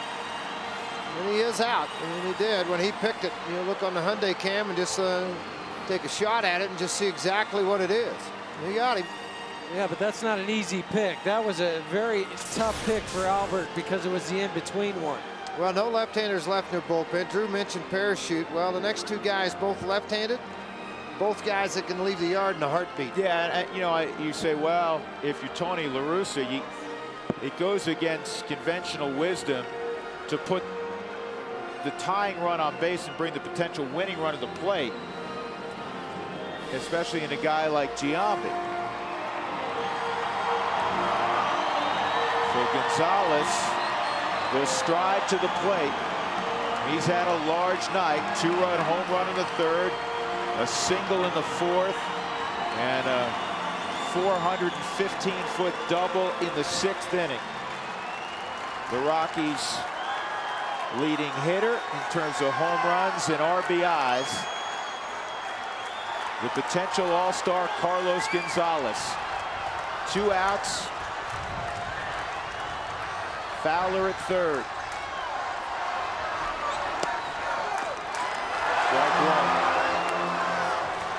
We talked about how shallow the outfielders were. Now they're pretty deep. Forward strike zone caught the, looked like the bottom part of it. Might have been inside just a hair. Yeah, this outfield is very deep. Not to have anything hit over their head.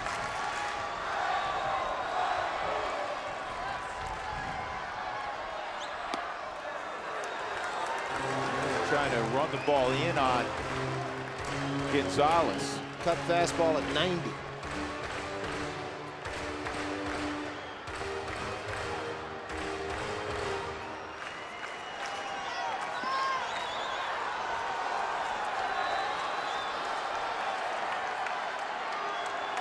Appears to be a changeup down and away on the outer half of the plate. Foot finger at 83 miles an hour. We'll see come right out of his hand, more of a knuckleball than anything, and then right at that last second, dove just behind home plate. 1 ball and 2 strikes on Gonzalez. 4 runs in the 9th here for the Rockies.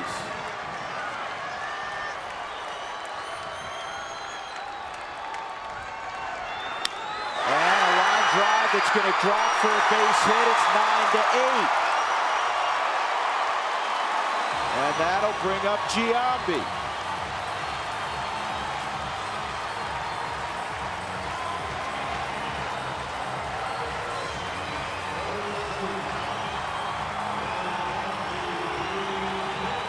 '55th RBI for Gonzalez on the year. You also open up that hole, Jeff Houston, as you look at the swing again, because you have to hold them on if you're Albert Pujols. Split finger that stayed out over the plate for Gonzalez, and he was able to get it to last in the dirt.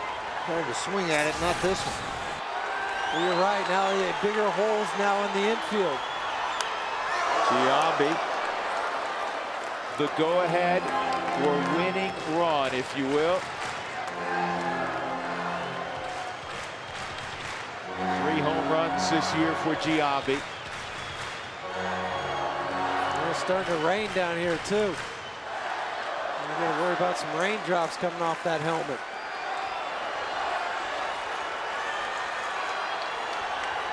One strike to count, 2 outs. Rockies within a run.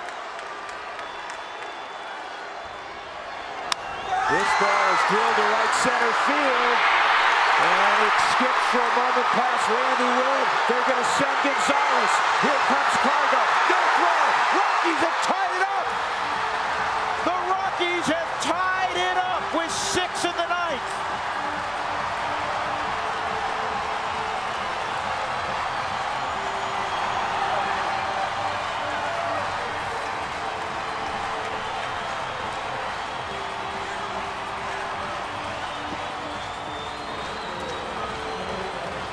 All it took was for a bobble, but with 2 outs, Gonzo's on the run.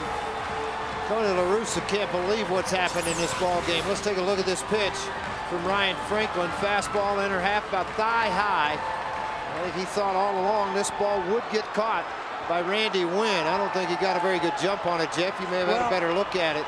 But once he bobbled it twice, it was over. Yeah, the last 2 times, though, playing no doubles, both those balls would have been caught if you're in your normal depth. Miguel Olivo, ball 1.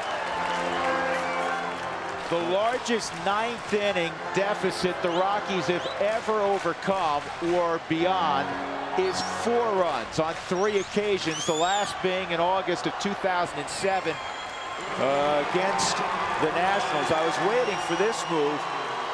Aaron Cook, the personal caddy for Jason Giambi, will run. I think Jim Tracy was just making sure he had enough guys left to be able to play different positions with all the pinch hitting and everything that's going on. Well, that's one thing you got to look at right now. I mean, the only guy he's got left, Todd Helton. Ground ball toward the hole. That's going to sneak through. And Cook is going to go first to third. Now the winning run is 90 feet away for Seth Smith, who's been retired 1 time tonight, and that was on a rocket to Albert Pujols earlier this inning.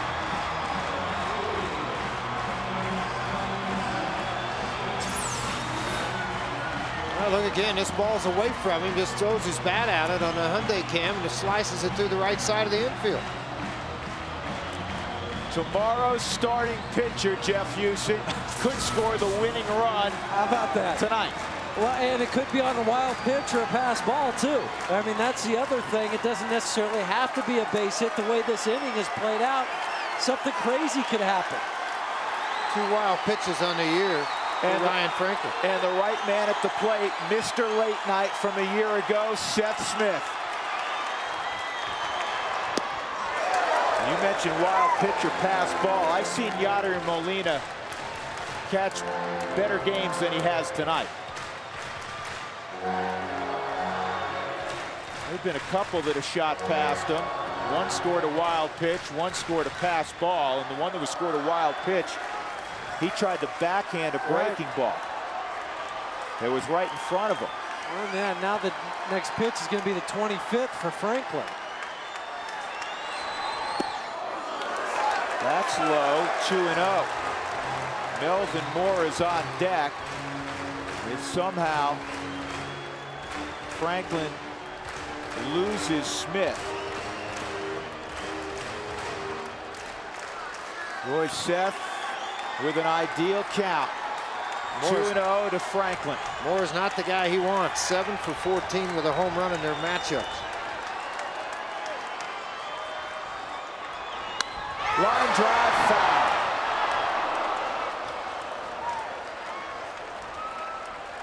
Not everyone is stuck around. Rarely does that happen when the home team is down by 6 runs entering the 9th inning. But they may have pulled over to the side of the road on the drive home if they're listening. That's what you get for leaving a ball game early. And if you're watching at home, you're not sitting on the couch now. I know you're standing. Here's the 2-1.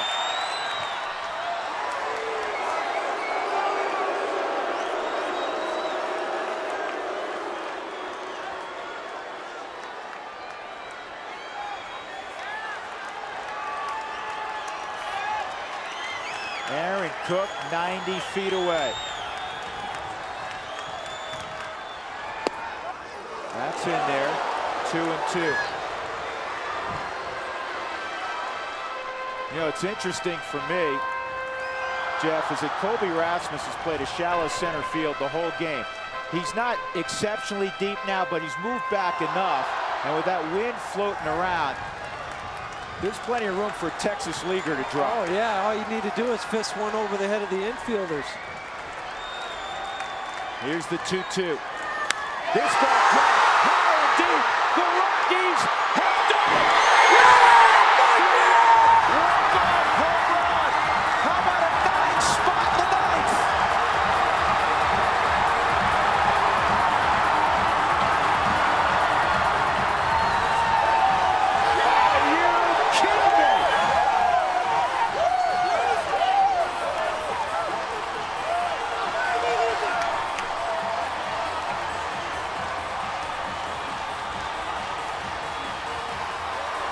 Don't beat him up too bad.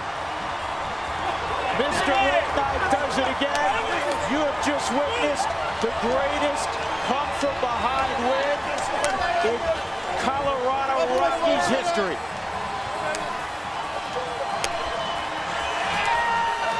Down 9-3 in the 9th. They throw up a 9-spot. Unbelievable.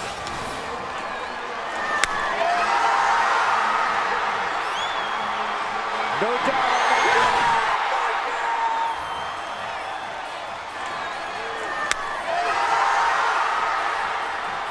Could you think of a more appropriate guy to come to the plate? Wow.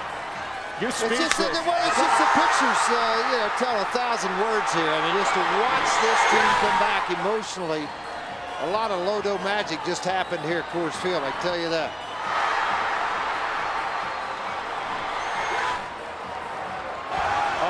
Unbelievable.